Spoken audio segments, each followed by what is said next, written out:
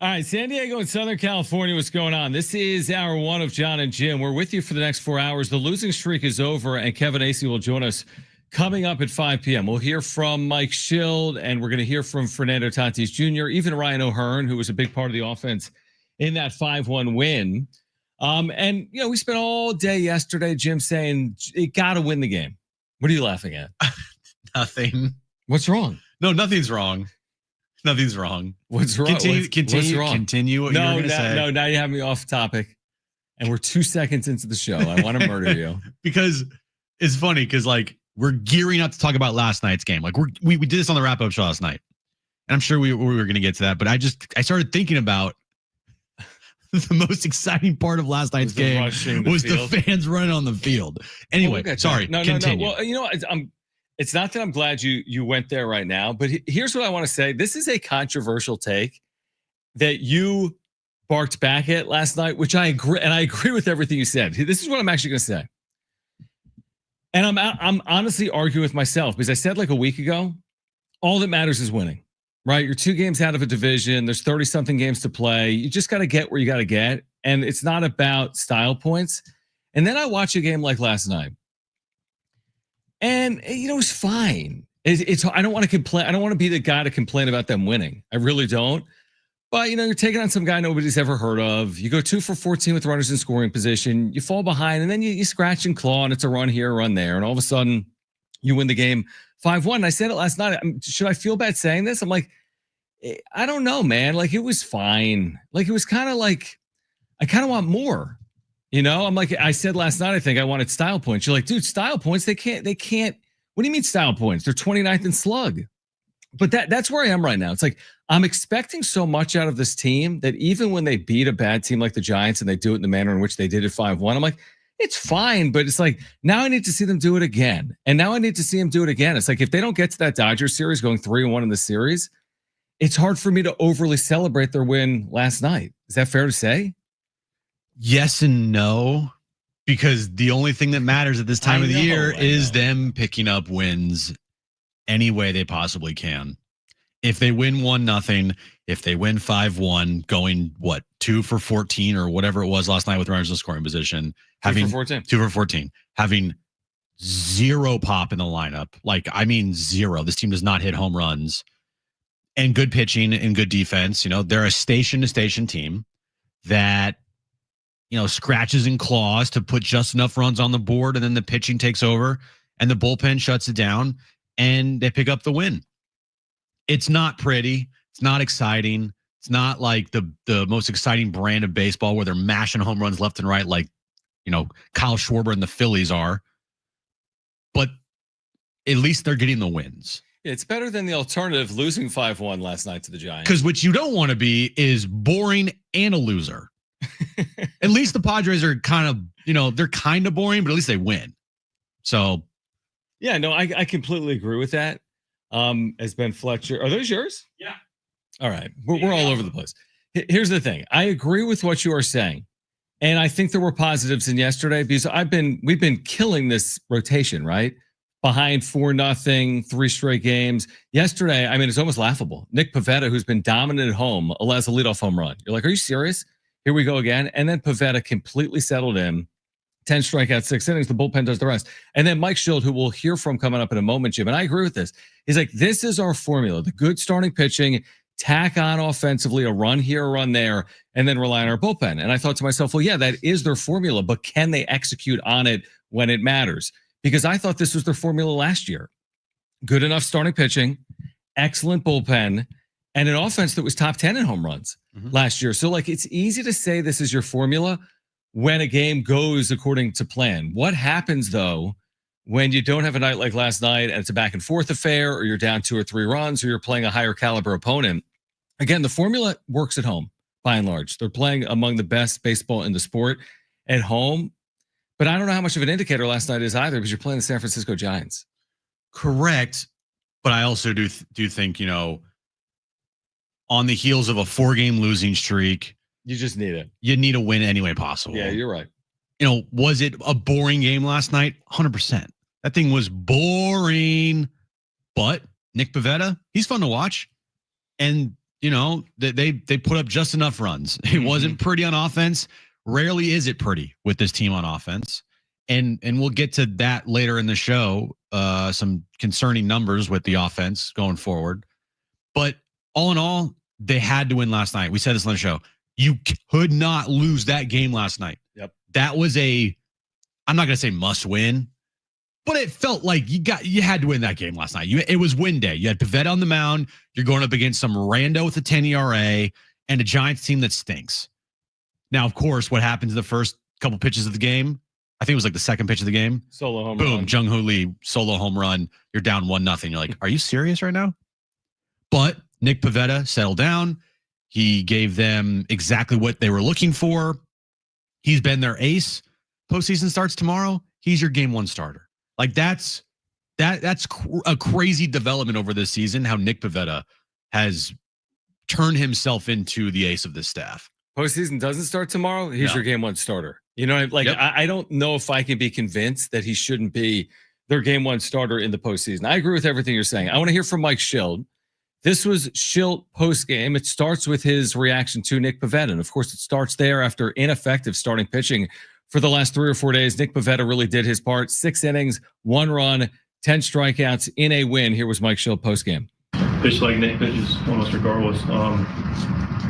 There's a lot of quality strikes. I love the fact that, we get dinged right off the bat, and it's happened more recently, and nobody hung their head, and especially Nick, the guy on the mound that has the ball, and you look up, and that's the only blemish that you gave up through 6. And, did a really nice job. Fastball plays, breaking ball, sweeper, all of it good, in and out, just in control, and I just love the way he competed. To your point, it seemed like he said he used everything. It seemed like there was more breadth of use of his repertoire tonight than in his last outing against the Giants that you kind of upset about. I did. I think he used a lot of his different pitches, so I had a good feel for all of them, so he used them. It looked like Tang had a little bit better stuff this time than he did the last outing. Better fastball command, a little bit more bite on the sweeper. Yet you're still able to get to him in the 4th and 5th inning. Sort of contributions from everybody. Yeah, it was 1 through 9. It's the blueprint of how we play. Better as the game goes, contributions from all parts of the lineup. And, I thought he threw the ball well, and I thought we continued to get better as it went and, kept adding on. So, one thing we still got to work on is runners in scoring position, but we do have a lot of runners, so that's a good thing. How impressive was that plate appearance by Gavin?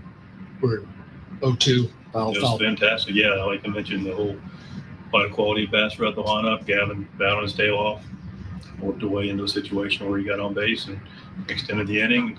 Big double later, so nice job by Gavin. So there's a lot of different ways that you guys can win games. Was tonight, though, kind of maybe the formula you're looking for a lot down the stretch with attacking on? Yeah, this is the blueprint for how it works. I mean, it's how we play. I mean, got to score at least 4 runs. Bullpen was fantastic. Starters, got into the 6th. Played clean defensively, tough at bats, worked our walks. Better as the game went. It's absolutely how we win a lot of games. Is there any further update on the partner with Merrill after workout? Crony was available tonight. Just the situation didn't dictate it. Where we keep him off his feet. Nothing new from Jackson than earlier today. How's Xander doing after didn't beat up a little bit today? He's taking a beating, man. He's doing okay. I talked to him after the game, and he's a gamer. He's been posting and playing, but he's taking some balls off some different places, and he made a stayed in the fight and made a nice play of the night. Did you hear that rare admission by Mike Shildt in there? Oh, I did. Hey, we might want to work on runners in scoring position, but we had a lot of opportunities. It's almost like in his brain, he's like, "Wait, no, I think I'm criticizing the team. I need to be positive again. I have to go back to my positivity, no matter what." I mean, he brings up a really interesting point, and I don't have the exact numbers in front of me. It's not hard to look up. They've been among the worst teams in baseball this year hitting with runners in scoring position, and they could have blown this thing wide open, right? They could have won this game by 8-9 runs last night. Couple of more base hits. They had 9 hits overall, but only 2 of them again with runners in scoring position. I'll look it up at the break, but the combination between they just don't slug, and they haven't been very clutch in terms of hitting with men in scoring position. It puts them in these tight games. Tight games aren't the worst thing. They're good in 1-run games. Their bullpen's really good, but man, doesn't it feel like they could just use some breathing room occasionally? Maybe they had it last night in a 5-1 win, but I'm looking for breathing room. a little more. And maybe that's begging for something that maybe I'm asking for too much. Honestly, maybe I'm asking for too much. Like last night, the Giants were begging the Padres to just blow Put them out. away. Like, Yeah. just blow us out. Just hit a 3-run homer. Like, hit a 2-run double. Like, Yeah, score 3 runs in an inning. yeah, put us out of our misery here in this game. And, they couldn't do it, but their pitching is just so good that it didn't matter in the end. And Mike Shildt says something there that I understand what he's saying, and it's absolutely true, but it is also a little concerning. This is how we win baseball games. Well, if this is how you win baseball games, man, it's going to feel like a grind to get through a postseason and to get to where you want to get to, which is a World Series. You're going to need to have those moments where you do hit a big clutch 2-run homer, or you do have a guy in the 8th or 9th inning that hits a solo shot, right? You need easy runs, and this team does not score in any easy fashion. It's all very difficult for them. They are a station-to-station team. And because they're a station-to-station team, they have to string together a lot of hits back to back to back. That's going to be difficult to do in a postseason. And you're better pitching. Yeah, you're going to need like a 3-run homer or a 2-run homer, or hell, just a solo shot. And this team just can't do it. But, with all that being said, at least they got the win. The alternative was way worse. 5-1 should have been like 10-1. But now you look to the rest of this series, and you're thinking, you got to win this series, and you got to win the next 2 days. I just feel like if you split with the Giants here, it feels kind of a little bit like a letdown before the Dodgers series this weekend. Exactly. It's like, yeah, last night matters, but not if you turn around and lose tonight. And you got JP Sears on the mound. We'll get into that coming up, but not if you lose tonight. By the way, I looked it up. Padres with runners in scoring position this year, 28th in slug and 27th in on-base plus slugging in the major leagues. All right, on the other side, we are going to hear from Fernando Tatis Jr. Are the vibes off with Tatis? He reached base safely 3 times yesterday, to his credit, but are the vibes off? You'll hear directly from Tatis on the other side, plus your calls, 877-767-4760, 877-767-4760. Don't go anywhere. Jon and Jim, San Diego Sports 760, live on the iHeartRadio app.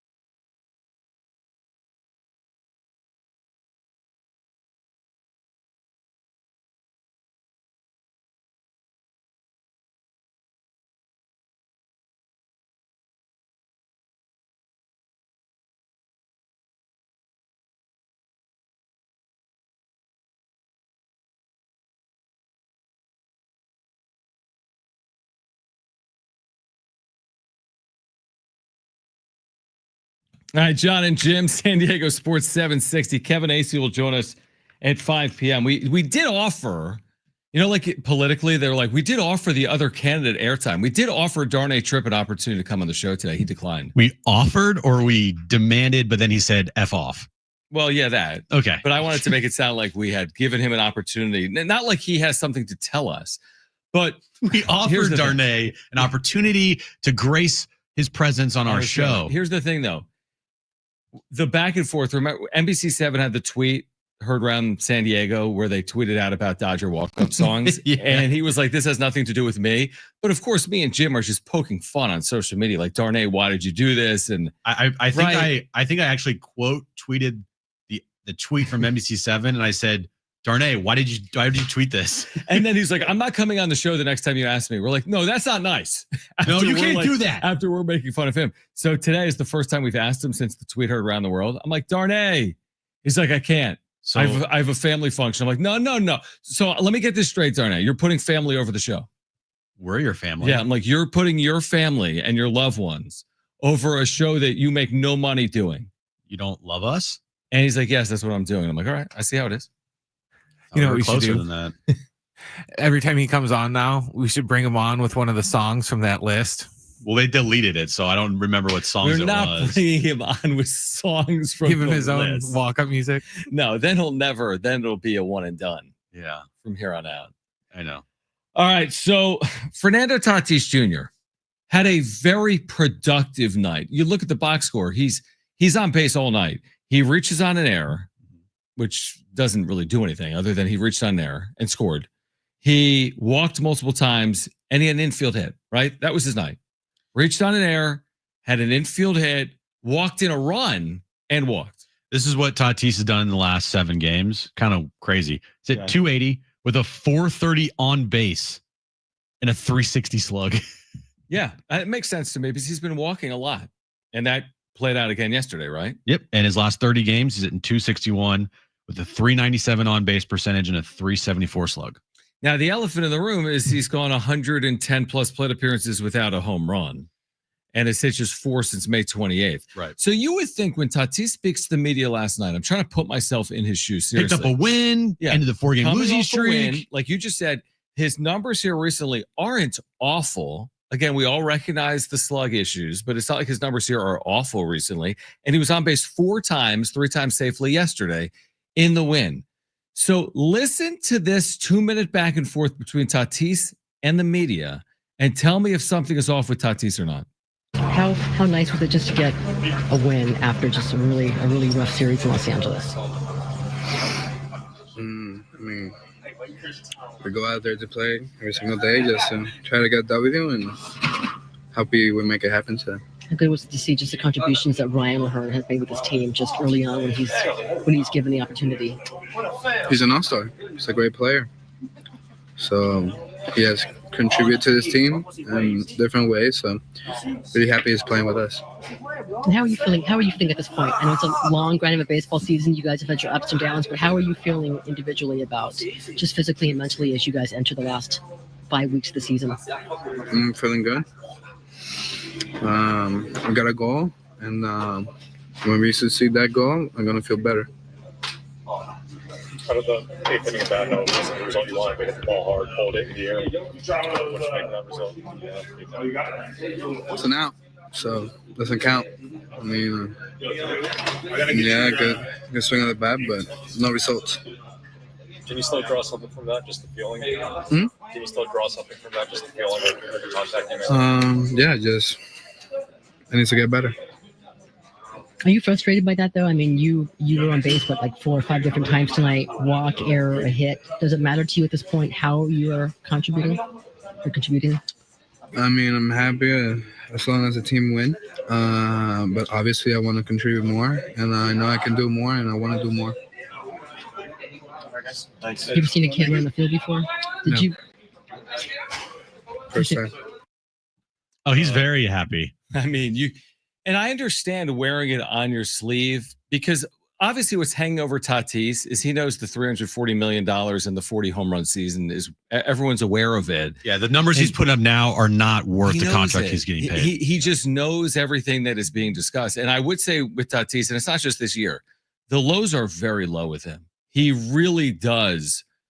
It really affects him. And I think the highs have been very high. He's been an incredible player at times in a Padres uniform. But man, are those lows low. And to Jim's point, I mean, you mentioned what he's done in the last week it's not like this guy is 1 for his last 39. He's not. And that can happen with players. That can happen with good players. There are players that go 0 for 21. But that's not who he is right now. But he is just wearing it, isn't it? And if you watch this, by the way, I think the audio told a story. If you watch it, I think it tells an additional story. He's just the body language he is showing in this video. It just is like he just doesn't want to be a part of it. He doesn't want to be there. He's having an okay year, but he's doing things that you like to see. Obviously, getting on base, and that's kind of been the biggest thing that's been the improvement of his year is getting on base, drawing walks, having really good plate discipline, right? But I guarantee you he would trade 30 percentage points off his on-base percentage to add 15 more home runs to his home run total this year. Right. I mean, he'd probably do the 30 points on base for 5 home runs. If this guy hit, if he was at like 33 home runs right now or 35 home runs, and he was still getting on base at the same clip that he's getting on now, he'd be a top 10 hitter in the sport. Like, that's what is missing from Fernando Tatis Jr. to take him to that level where he was in 2021 and beyond. It's the power. And like, that's his MO. When you think of Fernando Tatis Jr., you think of home runs. You don't think of walks. You just don't. Right. And for whatever reason, I know the Athletic today, Saris and Dennis Lynn had a really good article, very lengthy piece on trying to dissect why Fernando Tatis Jr. is not hitting home runs. Basically, he's not letting the ball travel in the zone was the theory. Right. So it's a lot of inside baseball talk. Yep. Mm-hmm. But after hearing that, along with the inside baseball talk of letting the ball travel deeper and that being effective, or that's affecting his power, the thing between your two ears, I think that is also, and it could be the biggest issue with Tatis this year. 100% the biggest issue. He's completely pressing. And even by pressing, he is contributing. Like, that's the amazing thing about Tatis. And I do wonder, when is the next time he's going to homer? I mean, you're 100. I don't know the exact number, 117, maybe 117 plate appearances between home runs. It might have been in that Saris article today, but it has been forever. And it's at least the second time this year he's had 100 plate appearances without a home run. Well, his last homer was, let me just double check this here. Him and Machado, by the way. Machado was not homer this month. No, Machado has only 2 RBIs this month. Tatis's last home run was on July 24th against St. Louis at St. Louis. So it's we're coming up on a month here without a home run for Fernando Tatis Jr. And again, is it the end all be all? We're not going to look back on the year and be like, they won the World Series, but Tati hit 19 regular season home runs. But it is an elephant in the room. Because the thing is, Fernando Tatis Jr. at the top of your lineup, he's supposed to be a power threat that he can start a game off any day 1-0 because of his power. Yeah. And without that power from Fernando Tatis Jr., the lineup looks completely different. To unlock this lineup, I feel like you need, 1, more power up and down the lineup for sure, but 2, you need that power from Fernando Tatis Jr. that you are just not even getting right now. It's not even close. He's not even getting close to hitting home runs. Yeah, we'll hear from Ryan O'Hearn on the other side. We'll get your calls as well, 877-767-4760. But when Fernando Tatis Jr. and Manny Machado have combined for 5 RBIs this month, and it's August 20th, it's almost amazing they've been able to keep their head afloat when you have those two players combining for something like 5 RBIs this 10 month. and 7 in the month. I want to say. So they've been effective, and they've played some good teams in there. 10 and 7 for the month. All right, on the other side, we'll hear from Ryan O'Hearn, Kevin Acee at 5 p.m. It's Jon and Jim.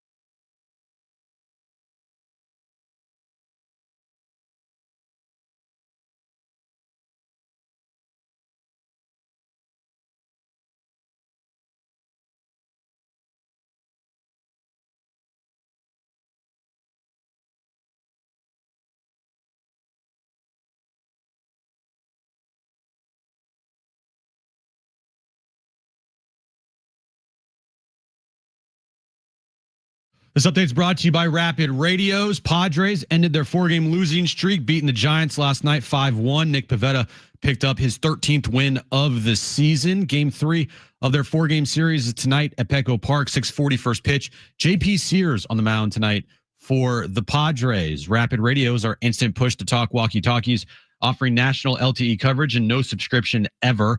Business owners can keep in touch with up to 200 staff members at one time. Go to rapidradios.com now for up to 60% off and free shipping.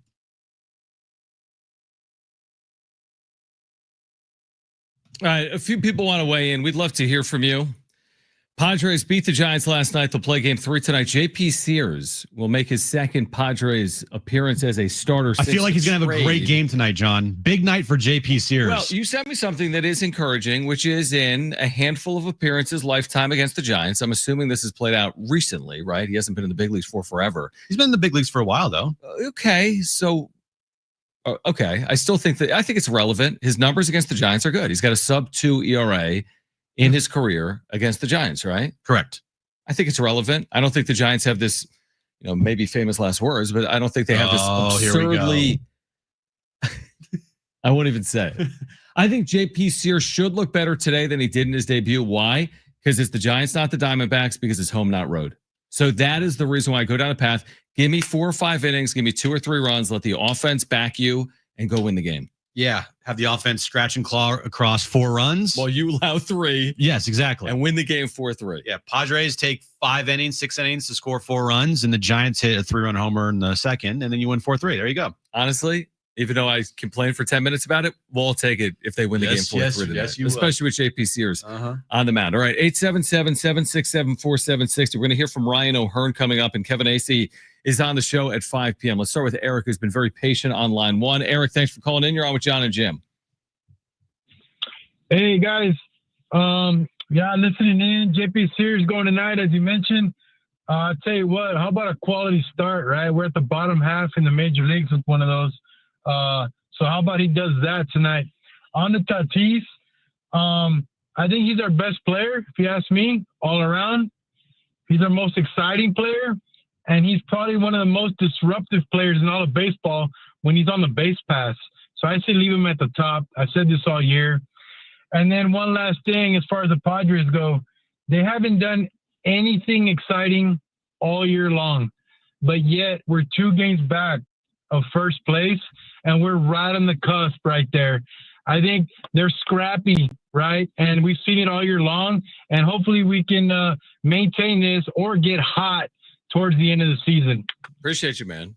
I mean, they've had some moments. Mike Shildt pay Eric today? No, I mean, he said they haven't done anything exciting all year. I don't agree with that. I think 2024 had more exciting moments. We talked about the walk-offs last year. 2024 was a infinitely more exciting season than this one this year so far. But you could argue that this team's roster might be better than last year's, even though last year's offense was way better than this year's. I mean, and what I would say is in 2024, while they did challenge for a division based on their second half play, they also weren't in this exact spot. For example, they didn't lead in the division in August, or even probably pulled within 2 games at this point with the Dodgers coming here this weekend. So certainly they have as many opportunities as the team had in 2024. Let's go back to the phones. 877-767-4760 if you want to weigh in. 877-767-4760. Tim on line 2. You're on with Jon and Jim. Thanks for calling in, Tim. Hey, guys. Always appreciate when you guys go over stats. John, you called out that the Padres are hitting 244, 330 on base, and then 350 slug as a team. And, they got me thinking, who's driving it? And I know he's done good recently, but comparatively, compared to the rest of the lineup, Xander is the one who's driving it down. With runners in scoring position, he's batting 162 with a 261 on base and then 243 slug. And he's had most of the time in the lineup in the 5th spot. So that's most likely when people are on base. As for moving Tatis, maybe down in the lineup, away from the leadoff position, he's not great with runners in scoring position. He's got 232, 396 on base, and then only 390 slug, which is only 30 points above Arise. So I don't know what you can really do other than maybe put Laureano and O'Hearn in the spot where Xander is really dragging down everything for the team. It's a good call from Tim. Thanks, Tim. We were just talking about Bogarts off air. What did you say? You're like, man, I'm like Xander kind of fell off a little bit. I think I said he like kind of fell off the face of the map. Now, the reason I said it was Mike Shildt was asked about postgame, like, yo, is Bogey all right? And he's like, and he said no. He was like, no, he's like, he's posting, but he's not. I just looked it up, Jim, just for like my own good. In August, 258, 299 on base, 468 slug. It's a 766 OPS, which is over his season average. He's hit 3 home runs this month. He's driven in 6 in 16 games. This is who they are. Yeah, it's kind of who he is. You know, Tim's stats there, all great. Thanks, Tim. Shildt, he told us post-game yesterday, this is who we are. He did call us, didn't he? Afterwards, he's like, hey, Jim. He's like, hey, Jim, John. Let's do a FaceTime. I know you guys want to see us to hit more home runs and be more dynamic on offense, but that just ain't going to happen this year. He did basically say that. That just ain't going to happen. And, you know, it's frustrating because you see the talent and you're like, why can't they get to this point? Because if they got to that point, man, would they be just such a better team. And they're still a good team. They're a very good team. Yeah. They're a good team. They're going to make the postseason. I think that they have a really good chance to make a deep run. A lot of things would have to go right for them, but they have the pieces for sure. There's just some things that are like rearing their ugly head that I'm concerned about in the postseason. You know, I just think that the lack of slug and this team's inability to hit home runs, I hope it doesn't come back to bite them in the ass. But the teams you're going to be going up against are all basically home run hitting teams. Phillies, Dodgers. You saw what the Dodgers did over the weekend against you? How many home runs did they hit? Like 6 or 7? Something like now that, they hit the Padres hit a couple as well, but it just the disparity is pretty big. I mean, you took a look at the top of the league and you look at home run totals for teams, you know, Padres got like 106. Dodgers are second, Padres are 29th. Will that prove to be a difference maker? I mean, we've spent a lot of time on home runs where a lot of the analytics today would suggest that is not an end-all be-all tell, but slugging is.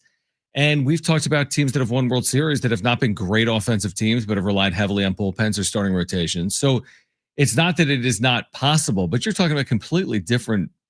The way the Dodgers have been built is completely different than the way the Padres have been built. They are winning with their offense, the Dodgers. The Padres are winning with their pitching. I mean, it's basically as simple as that. It's like 2 paths to near identical records. One has been with an offense, one has been with a bullpen.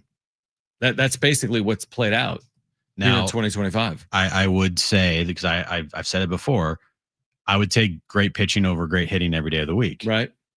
And we'll see if that works out for this team. But I don't think they have this great starting pitching. I think they have a great bullpen. Mm-hmm. So it's not like you have great starting pitching and a great bullpen.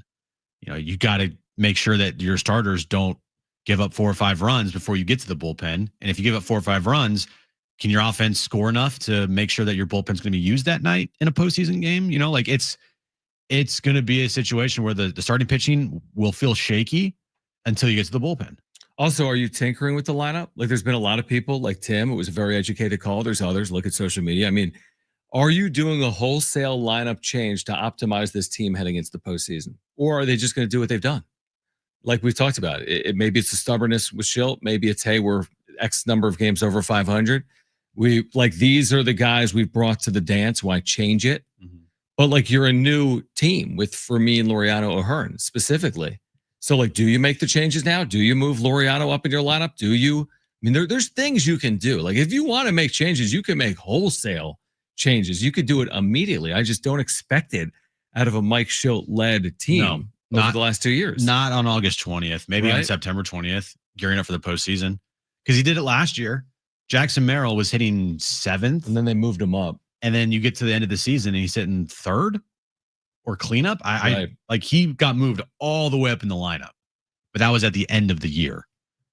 Because and we even talked about it. We said, just keep Jackson Merrill where he is. He's a rookie. Let him continue to do what he's doing. He's doing great. And then at a certain point, it was like, okay, enough's enough. They got to move him up in the lineup. And they did.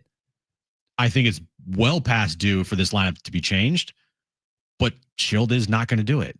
his argument will be, if anybody questions his lineup, will be, well, we're where are we right now in the standings? We got where we are with this lineup every day, so we're going to continue doing that. We were in first place just a couple days ago. Why should I change my lineup if we're one of the better teams in baseball with it? Right. The counter to that argument is, well, A, they could be worse with a different lineup. B, they could be a lot better. I mean, we don't know. Nobody knows. If they had used a different lineup here, nobody knows if they'd be 5 games better or 5 games worse. But you're right. I mean, we haven't seen the lineup on tonight, but my guess would be, first of all, we're waiting on Merrill. We are. That's a huge story that we'll talk about on the other side. We're waiting to see if Merrill is going on the IL or in a lineup here at some point soon. Plus, we're waiting on the Padres starting lineup. But I'm with you. We don't know about Merrill. We don't know about Cronenworth. But by and large, we're expecting a similar lineup out of the Padres. Plus, we're going to hear from Ryan O'Hearn, Kevin Acee at 5 p.m. Don't go anywhere. Jon and Jim, San Diego Sports 760 live on the iHeartRadio.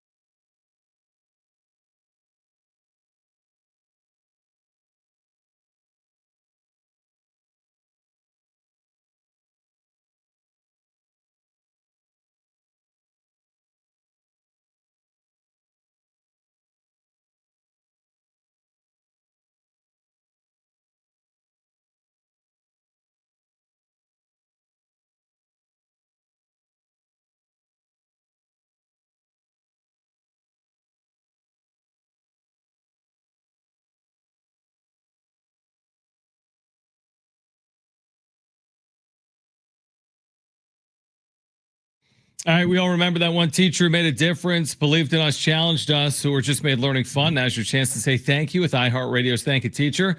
Powered by Donors Choose, you can nominate an outstanding public school teacher who's gone above and beyond for their students to win $5,000 to stock their classroom with whatever they need. Today's teacher of the day, Sarah Ladissa, who teaches at Cubberley Elementary here in San Diego. People told us she goes above and beyond to empower students, fostering creativity, confidence, and a love for learning. Her innovative teaching methods and unwavering support has transformed lives. Congrats, Sarah. You're in the running to win $5,000 for your classroom. Nominate your favorite teacher now at iHeartRadio.com/teachers. Good job, Sarah. Good job, Sarah. Are you rooting for anyone? We've read about 15 of these. Is there someone that you see as a front runner to walk away with the 5K right now? I think they all deserve it. Yeah, maybe you split it. If you got 15 or 20 nominated, 20 divided by 5K, Jim, you know what that Don't is. ask me. 250. I'd almost rather take the 250 than risk it for the 5K. It's like gambling. Do you want to win 5K? I do want to win 5K. But would I take 250? 250 over 5K? Yeah, I would take 5K. You're going to wait it out, you're saying? I'm waiting that thing out. You'd rather have okay. Let it ride. Yeah, I understand that. That. All right, Ryan O'Hearn. He gets in the lineup and he contributes. Now he was against the right-handed starter. Wait, hold on. What does he do last night? He got in the lineup. He had 2 hits and an RBI. Padres. He had an RBI. He did. He will be in the lineup again today. Okay, back to the conversation because we're obviously going to go there. But having Ryan O'Hearn in the lineup every day to me isn't just about his splits against righties and lefties and this and that. He puts together good at bats. You want guys in the lineup that put together good at bats, do you not? Yeah. Okay. So because of that, you put him in the lineup every day. That's why he's in there. If you want to dissect his stats and his splits, which we've done on this show and everybody in this town has done, that's fine. And you can be like, well, Jim, he's only had 3 hits off of righties with the Padres this year. He's like 3 for 30 or something like that. Not anymore. Not anymore. Yeah. But going into yesterday's game, you're like, well, should they sit? They should sit Ryan O'Hearn versus righties then. If your argument, I know, but some people are actually being serious because he puts together good at bats. So because of that alone, you put him in the lineup every day. Yeah, no, I completely agree. He's a legitimate power threat. You know what they don't have? A lot of legitimate power threats. And he can hit right now against both right-handed and left-handed pitching. I think he actually, I don't know if it's in here or not, but he has been speaking recently about how he's having more success against left-handed pitching, but just about his time here in San Diego. So this is Ryan O'Hearn post-game after the Padres 5-1 win. Yeah, I mean, I've seen 3 starts from Nick now, and he's pretty solid every time he comes out, man. It's fun to watch. He's got great stuff. He attacks his zone. He's got some great tempo, and I think anytime you can hand a lead to our bullpen, we're going to be in good shape. So. You guys without a couple regulars in the lineup tonight, but still adding on runs. You got base runners all night. What does it say about the depth of this offense? Yeah, like you said, I think it just speaks to the depth of the offense that we have. There's 13 guys that can impact the game, and everybody's ready to go at any point. And it's fun to be a part of a team like that. I've seen a lot of teams where maybe the first 5 hitters are really good, and then it kind of falls off. But that's definitely not the story here. So, fun to be a part. You played against Nick. What do you think of his demeanor on the mound now that you're a teammate, as demonstrative as he is? Yeah, I mean, it's a lot of guys on this team. It's cool to see the difference between the persona on the field and who they actually are as people. But playing against Nick for years when he was in Boston, I was like, man, this guy's.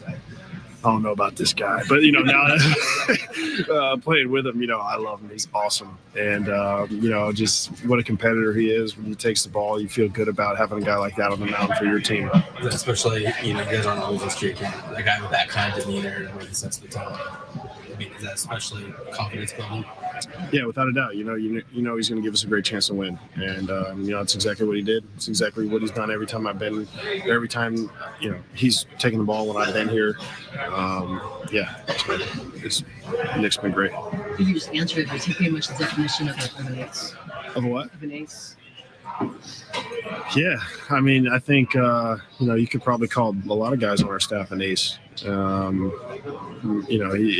think like I said, every time they pitch, when they show up, they give you a great chance to win. That's all you can ask for from a starting pitcher.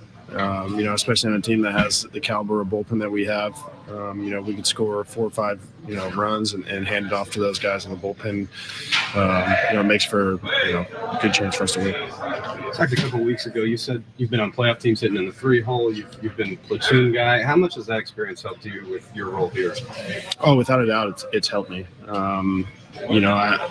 Being a pinch hitter, bench roll guy was my job for a couple of years, and you have to embrace it. And I think there's a lot of things that come with it. You have to kind of understand, where you're going to fit into a game, who you might face. You're going to get that adrenaline rush, maybe some anxiety, and I think when you're a young player, it can consume you. And I think the older you get, you understand how to use that and kind of stay present, stay in the moment. So, when I say whatever they need out of me, I truly mean that. I've been used in baseball games in many different aspects, and I'm game for it. Whatever Skipper needs from me, I'm gonna be ready to go. And what's great about Ryan O'Hearn, even though Mike Shildt has not played him every day and doesn't want to start him against lefties and puts him on the bench, when they do call on Ryan O'Hearn, he's come through for this team off the bench. Dude, in huge ways. He's had some of their biggest pinch hit moments of the season. He's been incredible off the bench. I mean, he's had multiple pinch hit home runs. Mm-hmm. There's not a lot of guys with multiple pinch hit home runs. Did the Padres have any pinch hit home runs this year on the bench, from off the bench? I think the answer is yes, but I don't know the example. I'm pretty sure they did. The only one I can think of is like Trenton Brooks against the Dodgers in LA, but I don't even know if he was a pinch hitter that game. I mean, but think about the pinch hit home runs that O'Hearn has hit. It's not just like, game time, 9-0 game, he hit a pinch hit home run. Yeah. No. They were impactful moments. So like that alone, I like a guy that comes through in big spots, and I do like what he is selling, which is like, listen, I'm going to do what they're asking me to do. And I completely buy it. I don't think it's impacting his free agency. I think he recognizes he went from a bad team to a good team. If he can help the good team win, he's going to help the good team win. He's not rocking the boat. No. 17 days into his tenure. So he's going to do what they're going to ask him to do. He's not going to be the guy to go slam Mike Shilt's door shut. But somebody might need to, again, kind of nudge Mike Shildt like, hey, Ryan's not going to do it, but you got to get him in there. Do you think that he hears the noise about him not starting every day? Maybe. It's possible. I'd be surprised if he didn't. He's asked the question every time that the media talks to him about so this. Then, yeah, he's heard the noise. Probably. I mean, it's been written about, it's talked about. Yeah, it's not just like, it's not this little tiny pocket of Padres fans that want Ryan O'Hearn to start every day. Like, no, everybody that goes to that ballpark every night understands if Ryan O'Hearn's not in the lineup, what the hell's going on? I mean, Fernando Tatis Jr. and Manny Machado both said post-game yesterday how good Ryan O'Hearn is. Now they're being asked about him, but they both said how good of a player he is and how good of a teammate he's been in his 3 weeks in a Padres uniform. He's going to be in the lineup more. Yeah, Padres fans are very smart. They understand. You don't just say, it's just a small group of Padres fans that are upset that Ryan O'Hearn's not in the lineup. No, all Padres fans know that this guy is, 1, an all-star this past year, 2, he's not returning, he's a rental, and 3, he's a damn good player. So when he's not in the lineup, everybody sees that. Everybody knows. I do think eventually it won't really be a talking point because I think at this point he's kind of forced his way through. Exactly. So I think he'll be outcome in there. possible. Yeah, and again, AJ Preller required him not to be a cheerleader, but to impact this team. I think he will moving forward. All right, we're going to kick off hour number 2 of Jon and Jim, getting you ready for Game 3. JP Sears, the expectations tonight in this critical Game 3 of a 4-game series. Plus, coming up at 5 p.m., Kevin Acee, our Padres Insider. We'll talk some Aztec football as well at 3:15. The key to San Diego State season might be a local product who stuck around for another year. We'll explain coming up next hour. Jon and Jim, San Diego Sports 760, live on the iHeartRadio app.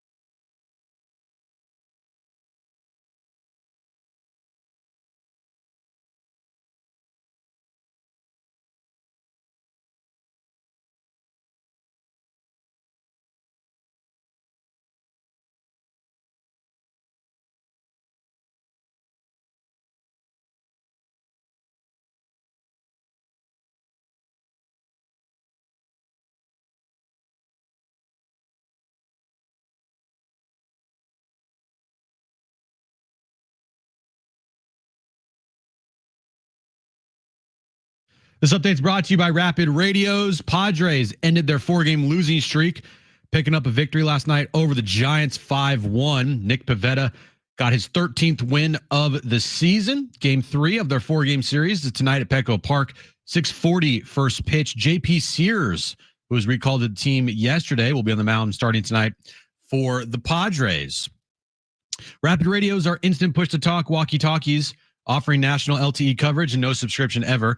A great alternative to a mobile phone for your kids. For a limited time, go to rapidradios.com now for 60% off and free UPS shipping. Add code radio and get an extra 5% off.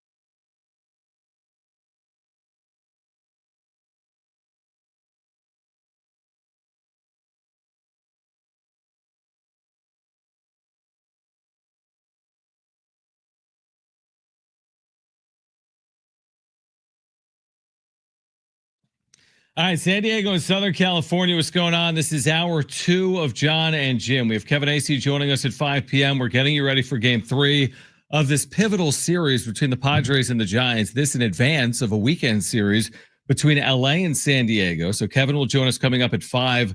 Later in the show, we have a 4-pack of tickets to give away to see Nelly. Yes, that Nelly. I suppose, I don't know if there's another one, but yeah, Nelly. We'll give those away in the 4 o'clock hour. There's only like one Nelly. Right. And yeah, that's it. Kristen Nelly. loves Nelly. Well, why aren't you getting tickets to go to this concert? I could. I should. Well, it's August 27th. And we're working. August 27th. Because it's a week from tonight. And we work till 6. I mean, it's possible. And if I suggest it, then she's going to be like, what time should I meet you? I gotta. Yeah. You know what I mean? Like, I don't know. Might be a little Plus, difficult. It's the night before the Aztec football opener. Am I going to see Nelly and Ja Rule, or am I like prepping? Working on like boards? Let me answer that. I'm working on boards. No, let me answer that for you. And You're then looking at at wrap-up cards. show. I mean, there's a lot. You're looking at cards. No, I'm not going to. Well, we're going to a card show this weekend. We are. I hate to bury the lead like that. Like we're going to a massive card show this weekend. Kristen listening? Does she ever listen? Sometimes she does. She does. And that's the worst when you don't know. It's almost like she's those people that go into restaurants and they like critique you in the New York Times. What are they called? Restaurant reviewers. Yeah. Like that should be illegal. Like, what are you doing here? You should have to wear like, I am reviewing your restaurant. No. Secret shoppers or whatever. You don't have to do that. That's what I'm saying. Like, I don't like Kristen just spying on what I'm doing by listening and be like, I can't believe you said that to Jim that, it's not spying. We're on the radio. Everybody can listen to us. We're on YouTube. Everybody can watch us. Here's my point. Kristen would never be listening if it wasn't for her husband working on the why would she be listening? True. I get it. Like so, like I don't go around and be like, oh, let me see your PR, 10-point plan for this client. True. Now Aaron is critique it. Aaron is flying right now, so she's not listening. Why? I have Wi-Fi. Yeah, but she's not like on her phone on the iHeartRadio app, which you could do, which you can do on the airplanes, by the way. That's what I'm saying. So she could be. She's probably trying to take a nap. Who do you think listens more, Aaron or Kristen? Well, Aaron's in her car more than Kristen. So maybe Aaron. Does Aaron listen in her car? Yeah. Is it in the preset? It's in the preset because I put it in the preset. So she'll check in occasionally.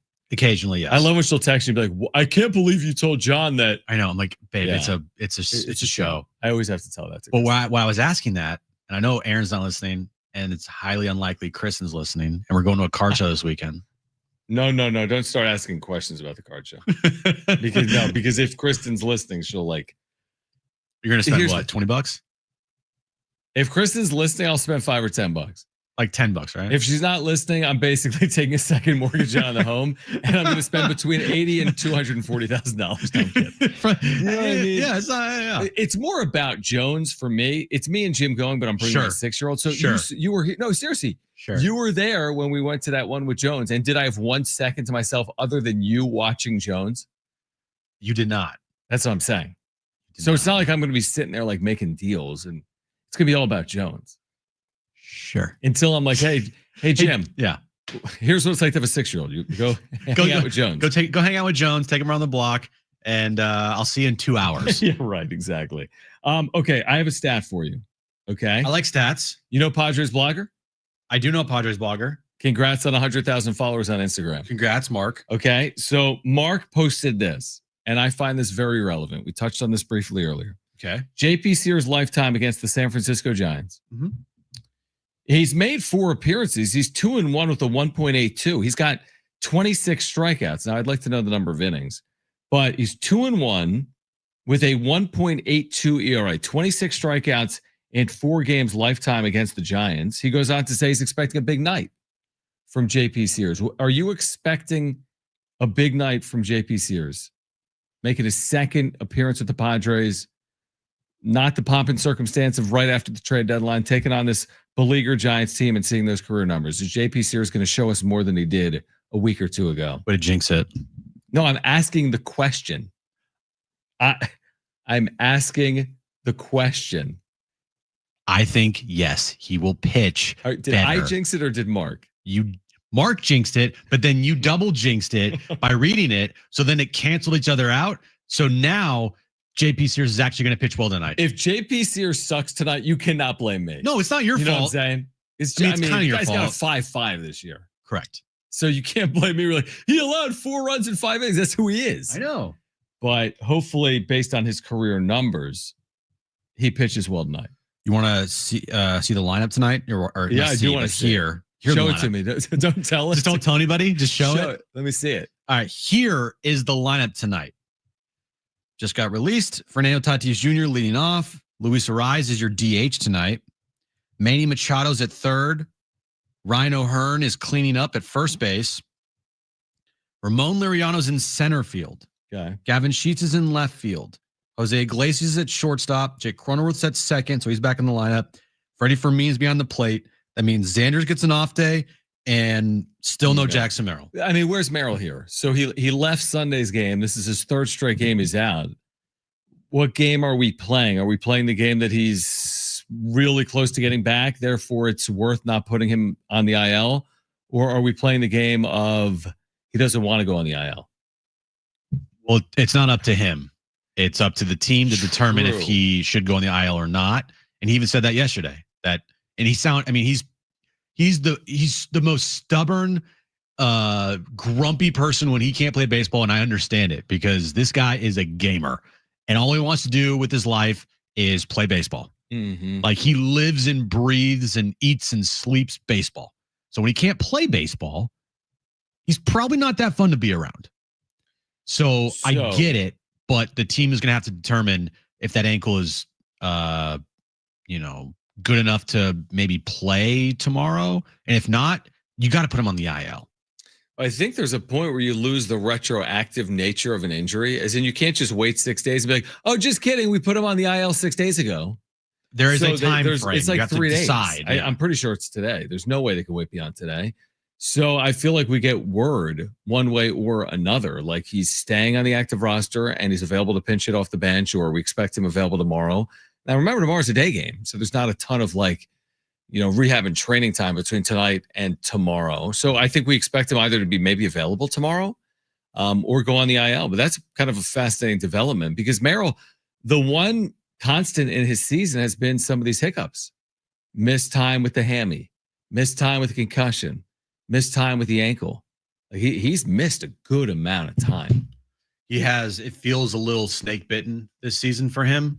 Because, some of these injuries, it's like the twisting of your ankle, like what? Right. The hammy, the concussion that wasn't even his fault. Sliding into second base, dude gets hit on the head with a baseball. Yeah, true. So, yeah, it does feel like his season is a little bit snake bitten. But that still doesn't mean that he can't help this team win a World Series, because he absolutely can. You just look at his season overall and compare it to last year, and I think it's pretty safe to say that this is definitely a sophomore slump for Jackson Merrill. Still all the confidence in the world in him going forward. to get back to the player he was last year and be a contributing player, and maybe somewhere in between of last year and this year, right? You just sounded like Mike Shildt. The way you said it, I did. All the confidence in the world. I did. He uses that exact. Why? Right? Oh man! Brett, did you catch the all the confidence in the world thing is something Mike Shildt has said 3 times the last 4 days. Because I listen to Mike Shildt too much. But I agree. What you're selling me on Merrill, Am don't I disagree. Mike Shildt now? I'm not gonna. The one thing we have been me and you have both been similar on this on Merrill. Neither of us have been like critical. What's happened? Yeah. No, because we knew heading in, we had the lens of guys in second seasons will take step backs, and that's not necessarily the player that they're going to be long term. Just because they take that second season step back. And here's the other thing: he's been dealing with injuries. His overall body of work is not bad. I wouldn't call it good. You know what I mean? But I wouldn't call it bad. I think he's been a solid, productive player. But I wouldn't go beyond that. And I'm also not willing to say the things that I've said a lot about Tatis, or the things that we've said about the bottom of the lineup, for example, in the first half of the year, right? Like, I think there's reasons to explain away Jackson Merrill's, productivity taking a step back in 2025. Right. It's explainable. The Tatis stuff kind of feels like it's not explainable, even though if you read the, Sarah Stennis Lynn piece today, you can see why. Yeah, absolutely. Yeah. But the Jackson Merrill stuff, you were hoping this wouldn't happen in his sophomore season, but you look at a lot of players in baseball that have great rookie years, as far as offensive players go, position players, excuse me. They mostly in their second year have down years. Corbin Carroll in his second year after his rookie season, leading the Diamondbacks to a World Series, he did not have a good second year. Now he had a great second half. But his first half was awful. First half was it was terrible. Really bad. Yeah. So, hopefully he rests up. My guess is the IL here, and he's ready to go in September, or ready to go after his IL stint. Sure, and we'll all take it, man. I mean, if he's going to improve and play well in September, or play well when it really matters in October, everyone would take that, even with this. What I would refer to as like a fine year, but nothing necessarily much beyond that. He hit 24 home runs last year, and he's got 9 right now, and it's August 20th. Right. So I think the pacing with the injury is maybe 12. And his OPS is, 729. I think it's 100 points lower than it was last year. Yeah. So again, he's been a major league average hitter. He's been an average hitter here in 2025. Yeah. All right, I want to switch gears on the other side and talk about the key to San Diego State's football success potentially in 2025. And it starts with a local product who has stuck around. Plus, coming up at 5 p.m., Kevin Acee. Also next hour, your chance to win a 4-pack of tickets to see Nelly with Ja Rule a week from tonight at the North Island Credit Union Amphitheater. Jon and Jim, San Diego Sports 760 live on the iHeartRadio app.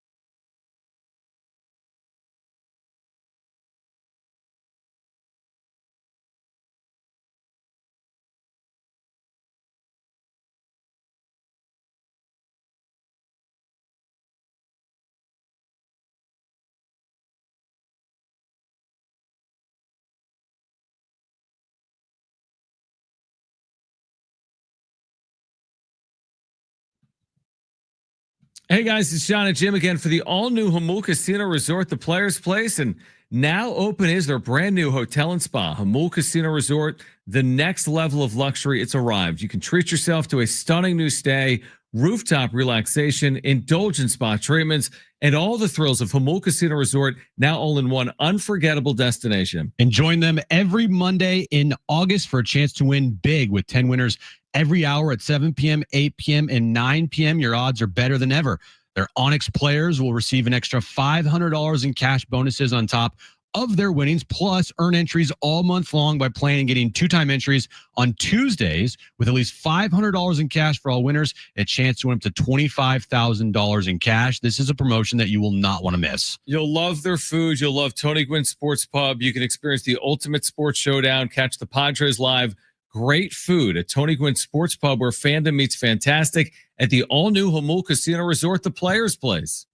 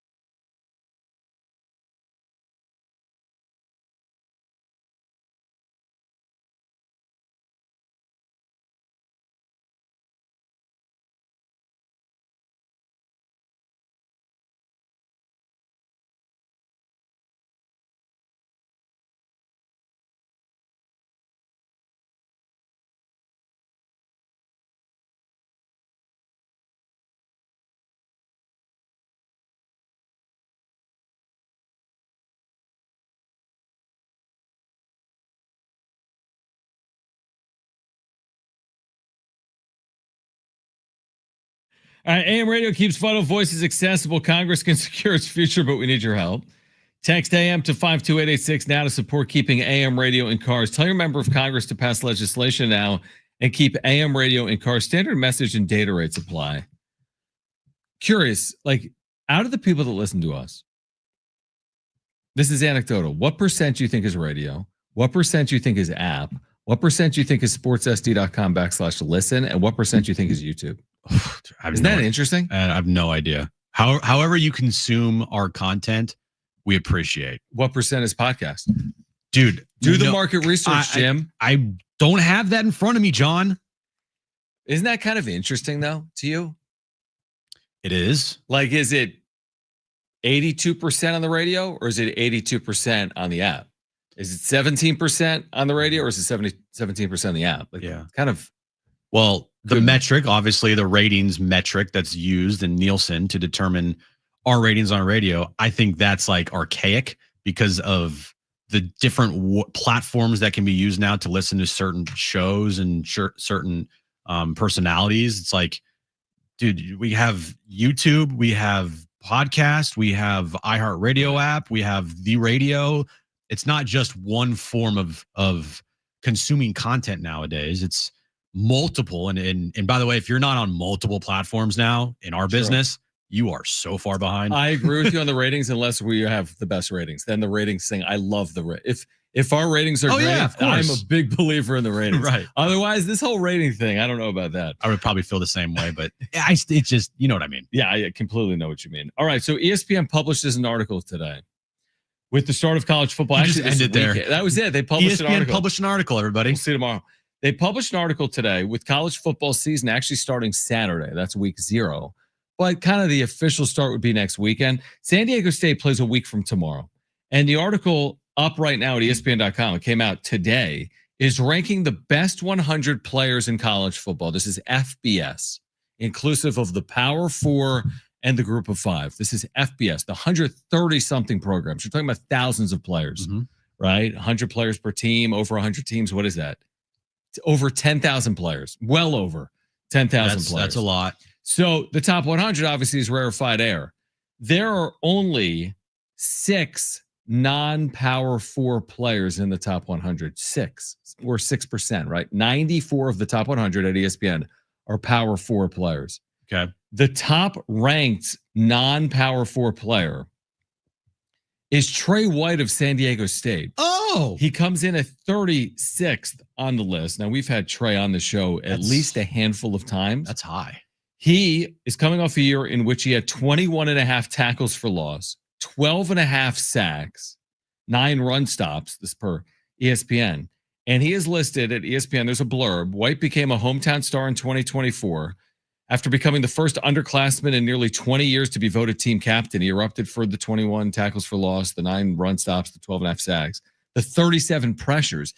And they write he didn't have a lot of help around him, so opponents were able to run away from him late in the season. If a more experienced set of defensive teammates can help him out more, just imagine what he could produce. So Trey White is the number 1 ranked player at ESPN.com outside the Power 4 heading into 2025. I mean, that's incredibly high praise for White and for San Diego State, truthfully, heading into 2025. This just puts a target on his back. And if he puts up the same numbers this year as he did last year, knowing that every single team will be circling him as a player to, game plan around going into games, and he still puts up those numbers, or if he gets better, man, you're looking at an NFL player right there. Now, my question is, who's the number 1 player on that list? It's a very good question. To your point, by the way, if he matches productivity, that's a credit to him. That's a much better year because of all the attention. And then to the point about the NFL, I think regardless of his numbers this year, I think clearly he's in an NFL mold. Like, even if the numbers aren't there, there's going to be so much attention on him and film. Like, I really think he's got an excellent shot to obviously play at the next level. In terms of the number 1 player in the country at ESPN.com, it would be Ohio State receiver Jeremiah Smith, who last year had 16 touchdown receptions and 1,315 yards as a freshman. Makes sense. for the national champion. So Jeremiah Smith, not a quarterback. Isn't it weird? It's a wide receiver.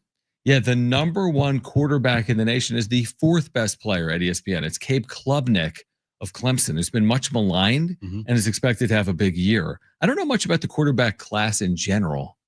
Heading into the NFL draft, which would now be April of 2026. It all plays out over the course of the college football season. Yep. You know, you halfway through, you'll be like, okay, here's this guy at LSU, the crop of quarterbacks, and these are probably going to go in first round, or at least the quarterbacks that you watch for the upcoming draft. Arch Manning hasn't even. He's what's going on with him at Texas? He will start. He's going to start, and he's 23rd on this list. 23rd on the list. Okay, yeah, he's 23rd on this. Now list. he can't declare to this season, or can he? He can. It's his third year. Okay, that's right. Yep, he can.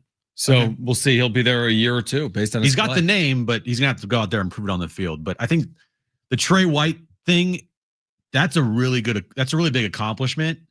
And it's a good accolade to have. That hey, you were named one of the best players in college football. You are the best player of the group of 5 in college football. But guess what? It's just a list. You're going to have to go out there and prove that them putting you here on that list was deserved. And I think he has the right mindset. We've talked to him multiple times. I absolutely love him. I think he's he's a team captain. He's a leader.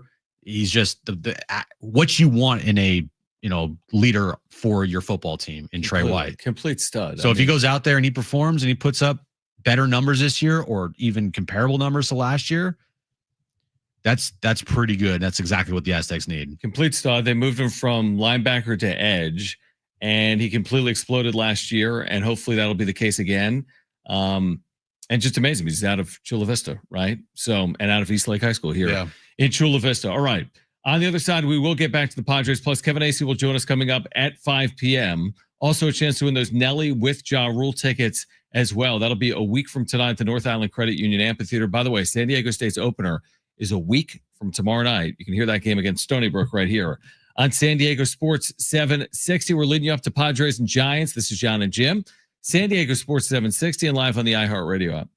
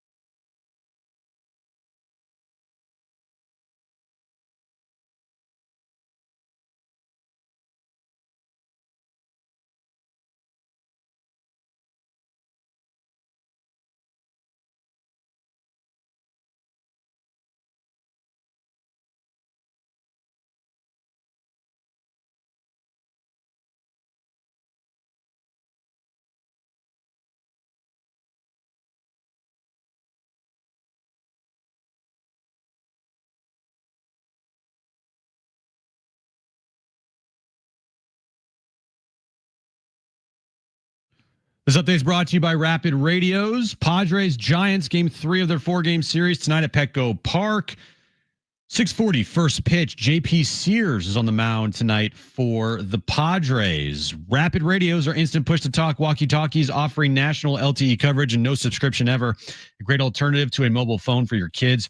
For a limited time, go to rapidradios.com now for 60% off and free UPS shipping. Add code radio and get an extra 5% off.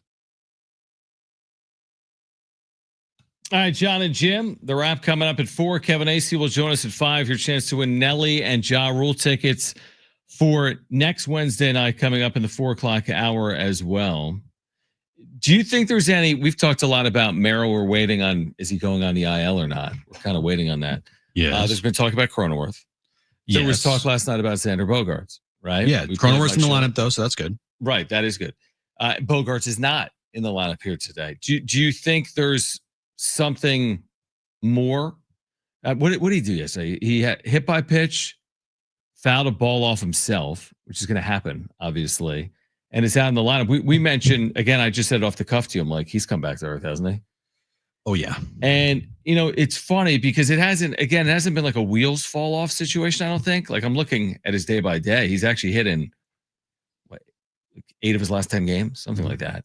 It's just, it seems like he's come back to earth. And I think the numbers would probably suggest that as well. This is who Xander is.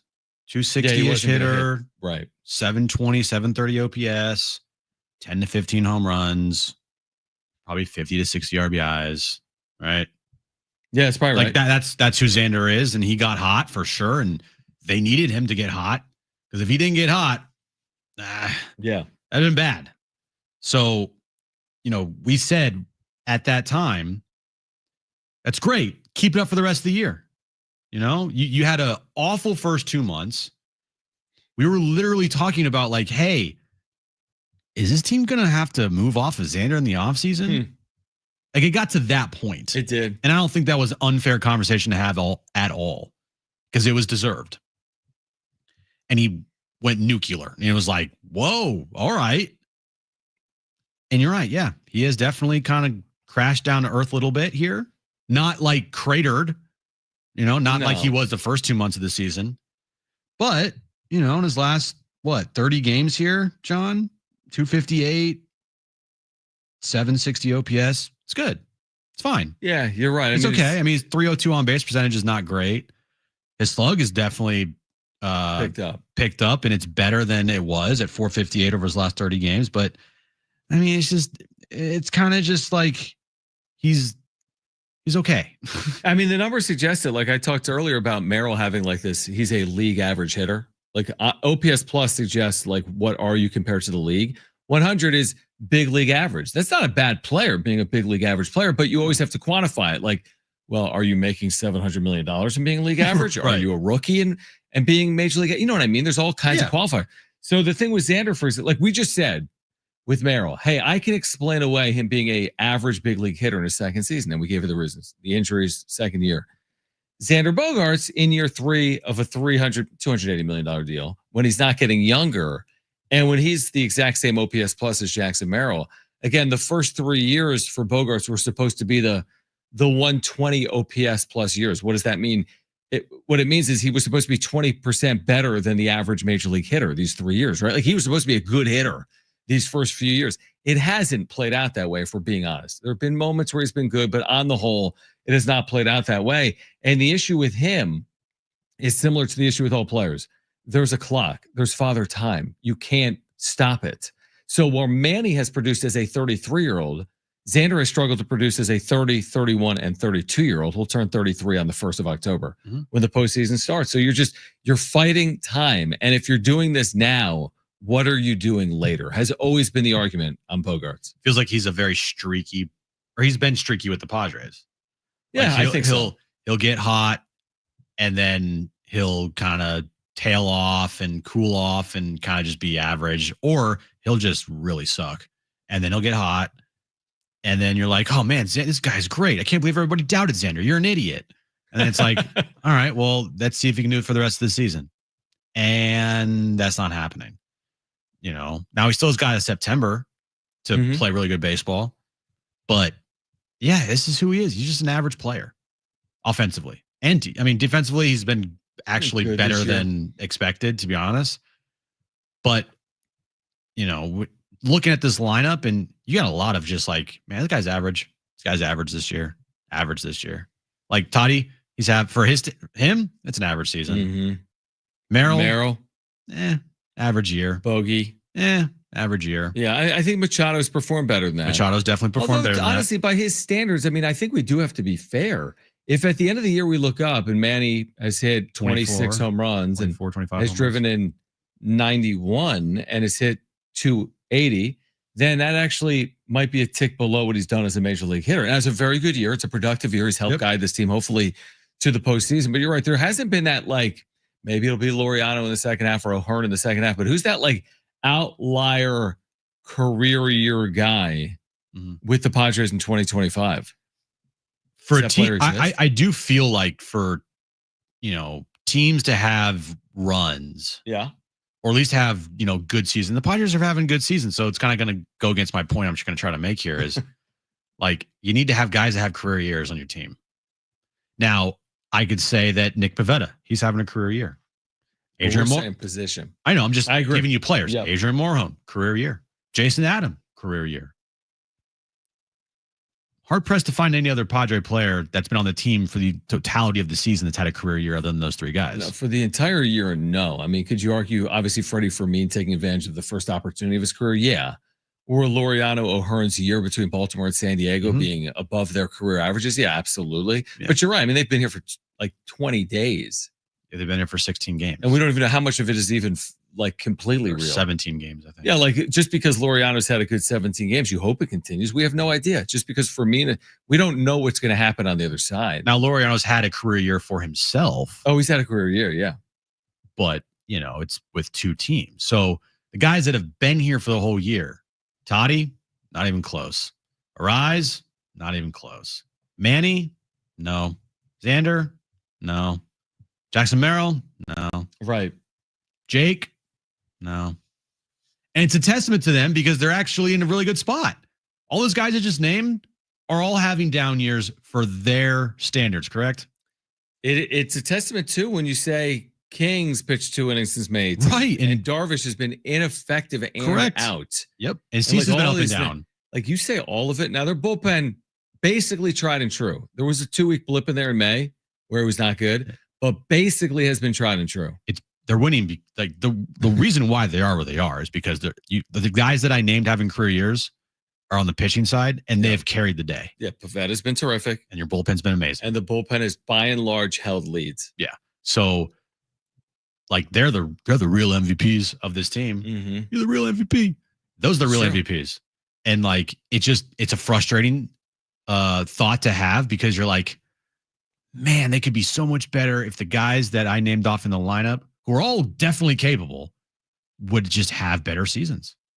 Yeah, and it's hard for me. We've gone down this path as well. It's hard for me today to be like, well, there's still 36 games, but am I going to wouldn't we be lying to ourselves to be like, well, what we've seen over 126, this is who they are, John. It isn't who they are, but the next 36 is who they are. Like that, it's possible. Of course, someone could have a good month. Like you just said, Xander had a good month in there, or Machado's had good months this year. So someone in the group will have a good month. I promise you that. But are you expecting this like, wow, Toddy, everything changed and he's hit 13 home runs in his last 36 games? I mean, if I'm being honest, I am not expecting it. I would love to see it, but how realistic is this complete outlier month after what we've watched has been 126 games of play? And for Mike Shildt, who is the biggest back of the baseball card guy that you'll ever meet. Him and Manny. Will Manny reach his back of his baseball card? Will Tatis? I mean, will Jake? Will Luis Ariz? Will Merrill? Will Bogarts? No, probably not. Manny could. Manny could. He's gonna have to get hot. But that's the point. The guys I just named, sorry, Mike, they're not reaching the back of their baseball cards. But it still doesn't mean. I mean, me saying all this is just kind of like still the frustration of, man, I with all those guys not having good career years, or not career years, but just like above their standards or at their standards, can they win the whole thing? if they're not all having, or at least a couple of them are having like above average seasons? Pitching better be damn good. Just real quick on Manny. So, at Baseball Reference, you have your 162 game averages, which isn't fair, but with Manny maybe is. But you know what I mean? Most guys play like 155, let's say. That's a lot. But his 162 average is 32 homers, 98 RBIs, a 280 average, and 826 OPS. This year, he's got a 290 average, an 830 OPS, 20 home runs, 72 RBIs. My point is, Manny probably is a back of the baseball card guy. Maybe the homers will be down. Maybe the RBIs will be down, but the batting average could be up and the OPS could be up. But the other guys aren't reaching the back of their baseball card number. And Manny might not. I mean, we'll see. Might not. He's come back to earth He'll here. do everything in his power to get there, though. I know that. Oh, yeah, absolutely. Like Manny goes out there and he makes sure that he gets his numbers. He's a numbers guy. Yeah, and listen, at the end of the year, oftentimes he's been able to do it. All right, on the other side, again, the wrap is coming up at 4 p.m. Your chance to win a 4-pack of tickets to see Nelly with Ja Rule in the 4 o'clock hour. And Kevin Acee, our Padres Insider, joins us from Petco Park at 5 p.m. This is Jon and Jim, San Diego Sports 760, live on the iHeartRadio app.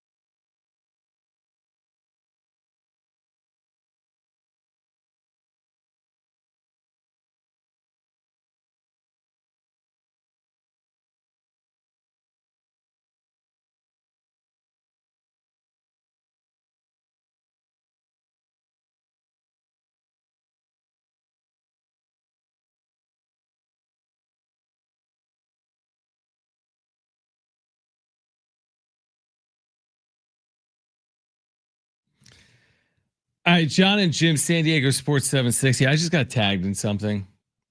The Wrap at 4 p.m. and then Kevin Acee at 5 p.m. I don't even want to go down this path, but I'm going to. Do it, John. We have a 12-hour show, and your mic's not even on. That's how long the show is. I'm not even going to turn my mic on. I'm not turning my mic on. Screw it. Turn it on, dude. No. For the listeners, turn it on.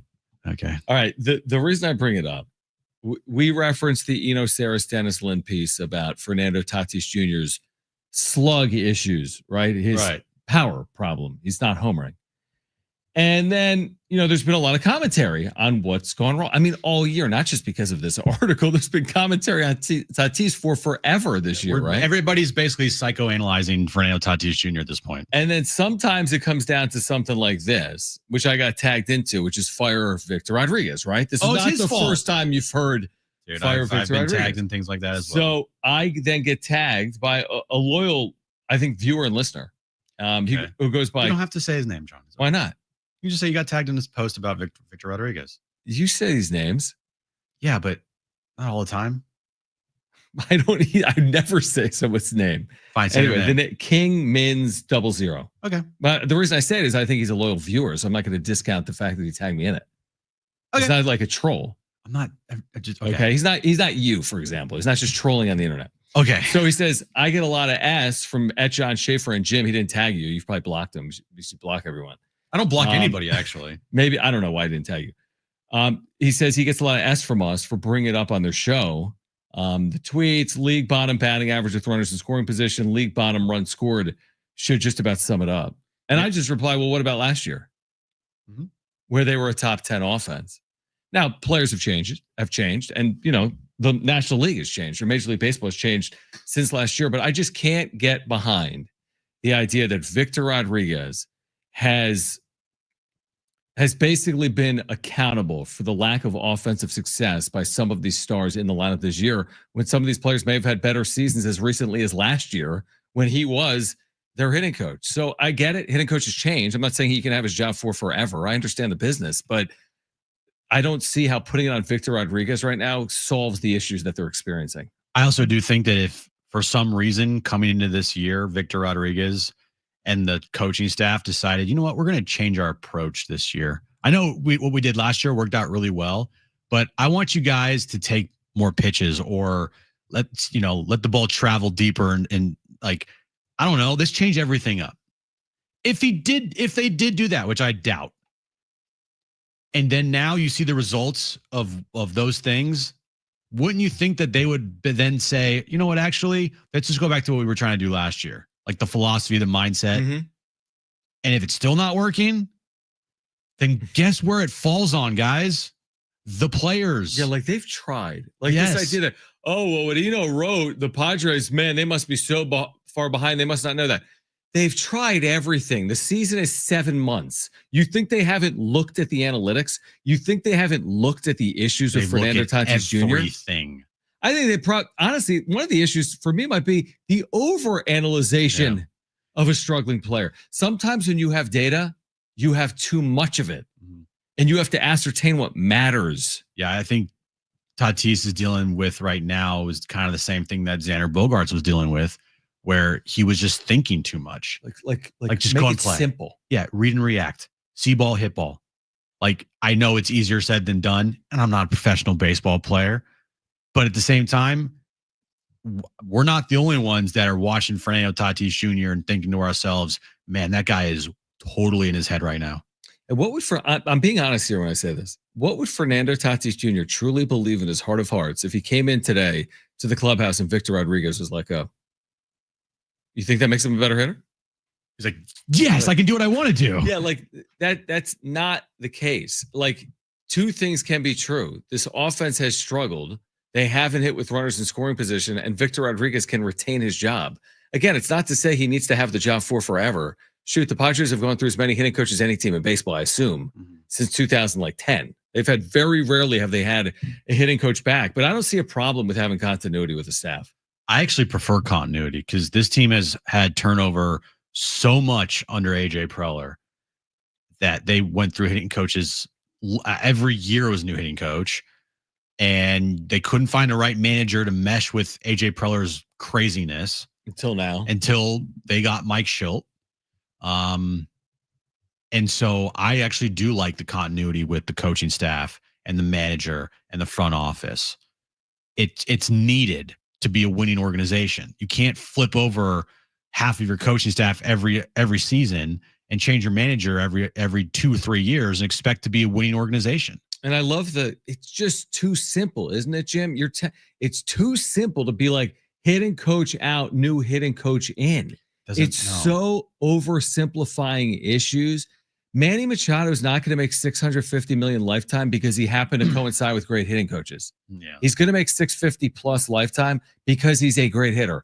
And when he's great, it's on him. And when he's not, it's on him. Of course, all of this is valuable. The hitting coaches have value, but to put struggles on hitting coaches is way too much of an oversimplification. By the way, wasn't Victor Rodriguez in Boston with Xander Bogarts?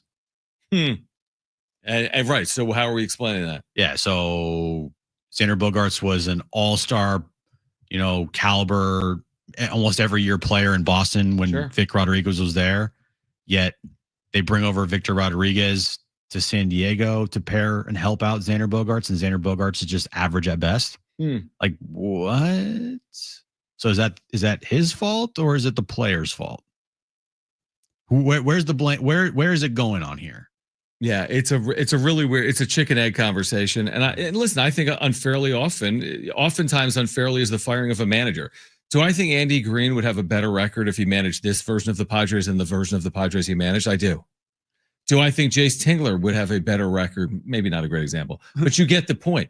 Do I think that Mike Shildt is set up for success more than Andy Green? And of course he is. I also think that the personalities in this clubhouse would have walked all over a guy like Andy Green. Maybe, potentially. But do you agree that if he had the resources financially and the trade deadline acquisitions, if you just slid him in, I think that they would have more success than they had when he was managing. Yeah, previously. when Andy Green was here, he knew he was the placeholder. He knew he was not a long-term option. Agreed. I mean, they had at one point a handful of Rule 5 guys on the active roster. At the time, there was a 25-man roster. 3 of their 25 were Rule 5. That's not That's insane. Recipe for, hey, take the players that I give you and go out and win. Well, you're giving me crap here, AJ. Right. So he knew he was basically a sacrificial lamb. He knew that he was not going to be here long term. He was the guy before the guy. And then actually it turned out he was the guy before the guy before the guy before the guy before the guy. Well, no, I would say he was the guy before the guy before the guy, because I do think Bob Melvin was the guy post Green Tingler, correct? Correct. Now, because that went sideways doesn't mean Melvin wasn't the guy. There was a moment in time he was. Remember the reaction of the fan base? Remember 2022? Things aligned. You all loved him. The hiring of Bob Melvin was widely popular. Now everyone hates his guts. And that's sports. I understand. But Bob Melvin was the guy briefly. You got the manager with the credentials that had brought teams to postseasons and was capable of bringing another team to one. And he did those things. Now, ultimately, it didn't go right, but I do think he was kind of anointed to be the guy. Yeah, initially. And that's what I said after 2022. I remember on the show saying, finally, they have continuity. They have the guy. It's like Peter and AJ and Melvin. Let's go. Mm-hmm. And then it just all blew up in everybody's face the next year. Which, again, I don't even know how we got here other than this point. I don't know. Manny could be managed by Andy Green or Jace Tingler or Bob Melvin or Mike Shildt. And the truth is he'll probably be managed by another manager during his Padres tenure. At the end of the day, his play falls on his shoulders. I'll ask you this. Who's the best hitter in the American League? Aaron Judge. Okay. Who's the Yankees hitting coach? You tell me. Exactly. It doesn't matter. Unless you're a Yankees fan, you don't know. Nobody knows. Who's the hitting coach for the Dodgers? Not Shohei Ohtani, but Ohtani has still won MVPs. Exactly. So, like, the point is, I'm not looking at players around baseball and being like, man, Aaron Judge is a great hitter because of with that hitting coach. That hitting coach, they got the Yankees. You pair those two together. Woo! Amazing. Yeah, I don't see how anyone could see it that simply. It's only like fans of that team in that area that know their team and know the coaching staff like the back of their hand. So it's easier to put blame on other pieces instead of the, actual players. It's like what we talked about the other day when the Padres lost the game on Monday night. The offense was awful. The pitching, Nestor Cortez gave up 4 runs in the first inning, 3 home runs, but all anybody could talk about was the fan interference. It's like, that's not the story, guys. And by the way, it was the correct call. It's not the story. It was controversial, though. But it was the correct call. Here's what I would say. Was anyone saying after the 4 runs were allowed in 3 straight games, Ruben Niebla? Man. Right. And was anyone doing that? Nor should they, is the point.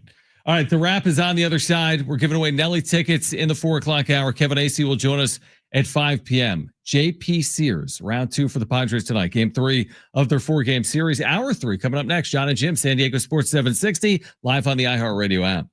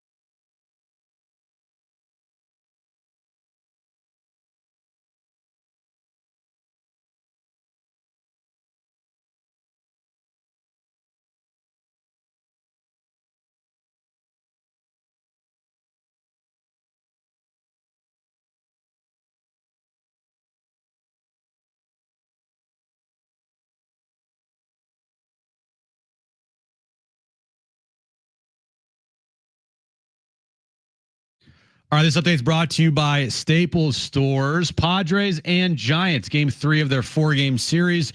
Tonight at Petco Park, 6:40 first pitch. JP Sears will be on the mound tonight for the Padres. Jackson Merrill still out of the lineup with a sore ankle. Xander Bogarts out of the lineup tonight as well. How many times have we all said that was easy? Well, the Staples Easy button is back, and it's got everyone saying it again for custom prints, shipping services, even passport photos, plus quality products delivered next day to over 98% of the U.S. Staples. That was easy.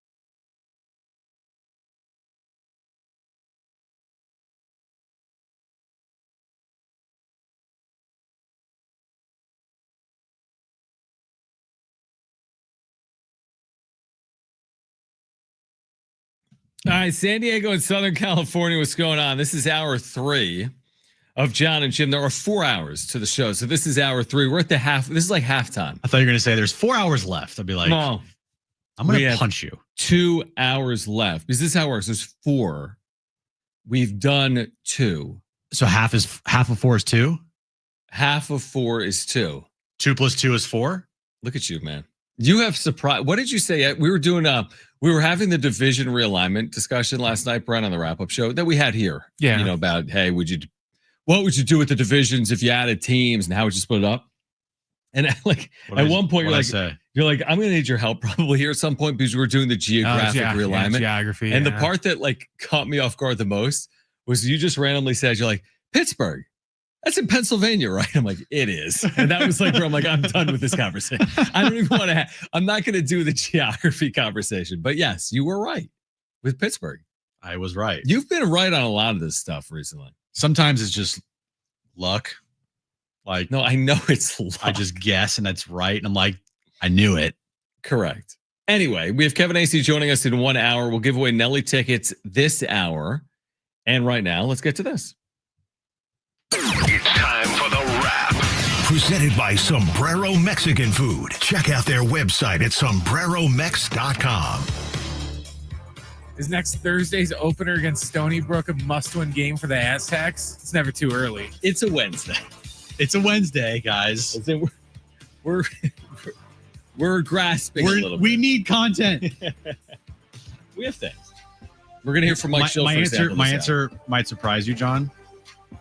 And that would be unequivocally 100% yes, it's a must win. 100%.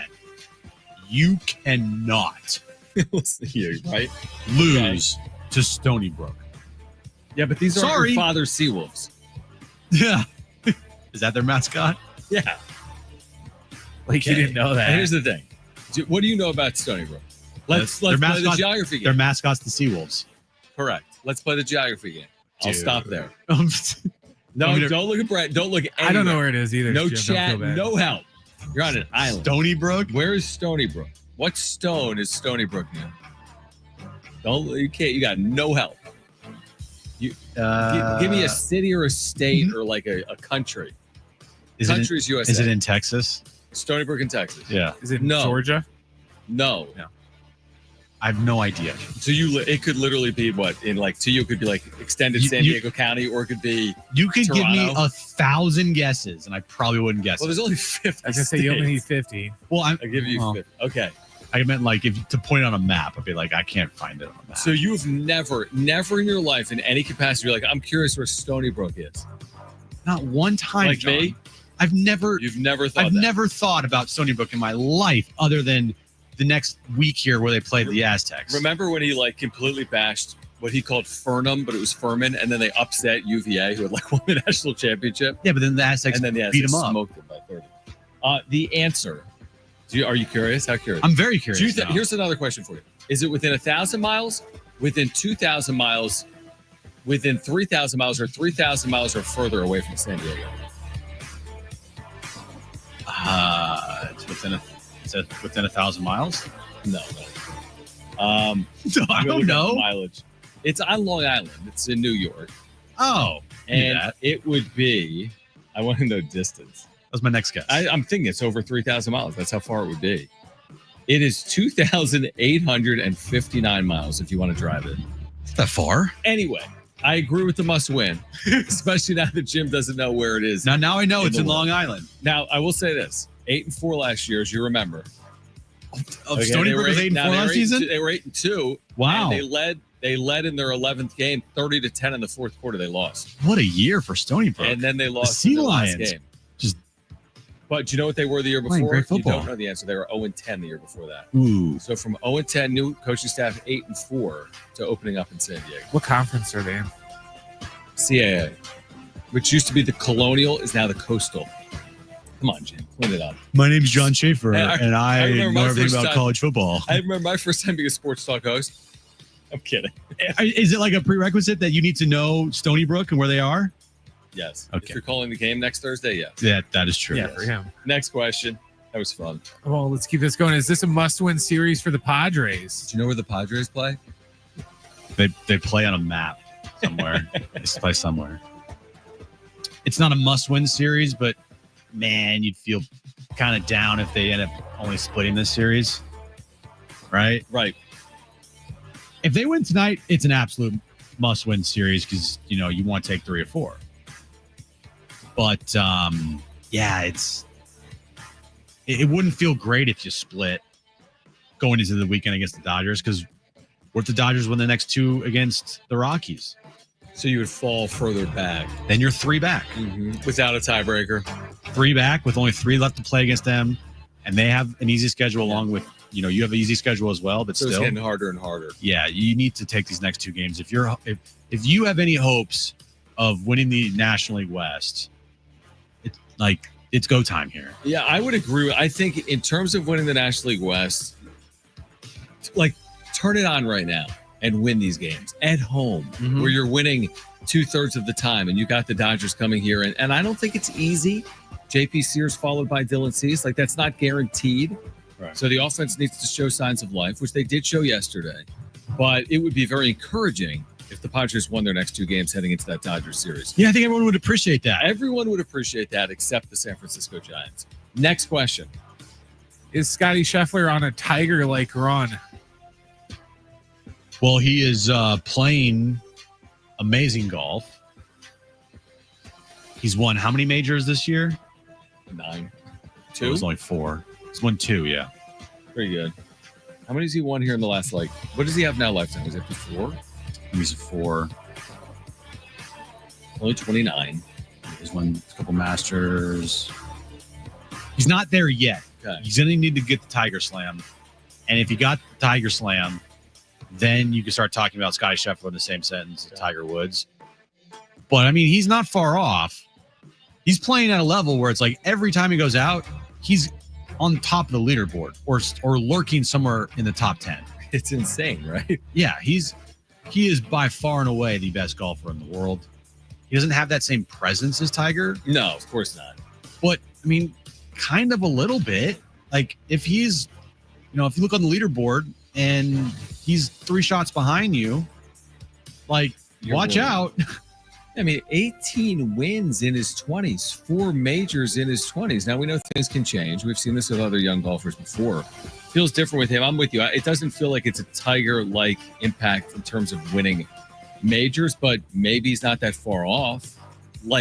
2 more next year. He's just so solid. Even when he plays bad, he plays good. Right. It's crazy how he just doesn't have a bad round. Yeah, he's on an insane run. Next question. How much blame do you guys put on Victor Rodriguez for the Padres' offensive struggles? Oh, it's that's an interesting question. It's all on him. They should probably fire him tomorrow. I'm surprised he's still here. Me too. I thought they were going to fire him last night after a 5-1 victory. Did they lose opening day this year? They did not lose opening day, John. What was their first loss? They actually won their first 7 games. I would have fired him after that first loss. I would have too. When they were 7-0. Yeah, they went 14-3, and then Gone. and then after that they went 3-8. I'm firing him then. Walking papers. Yeah, here you go. Thanks, but no thanks. I personally put this percent on Victor Rodriguez 0.0, and that's probably honestly not right. It's probably higher than that, but I put none of it on him. Not to discount his job. I think his job matters. I do. I think the coaching staff continuity matters. And I think there's a level of importance to it. I'm not discounting managing or coaching. I think it matters, but I put it more on players. So maybe 0.0 is low, but you get my point. I'm not putting this after they had a good year last year, a bad year this year, and say, well, it's got to be him. I'm not going to do that. Yeah, I'm with you. 0.0, 0.1 tops. Yeah. Like everyone, like you've said before, and I agree, there's a level of accountability everywhere. When they lose 4 or 5 straight, it's not a good look for anyone, probably. Hold on. Coach, I'm looking up right now. The Padres coaching staff.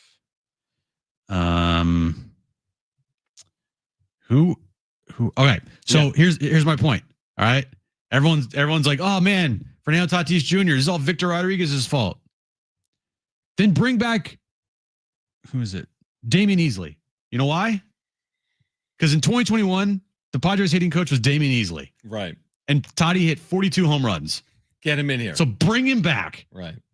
That's not how this works. Not as simple as that. No. I mean, if you think about, I think the thing that we fail to consider with the players and the ups and downs is that Fernando, and I do this. I'm like, where's Fernando Tatis Jr. from 2021? Guys, the world has changed. Injuries, suspensions.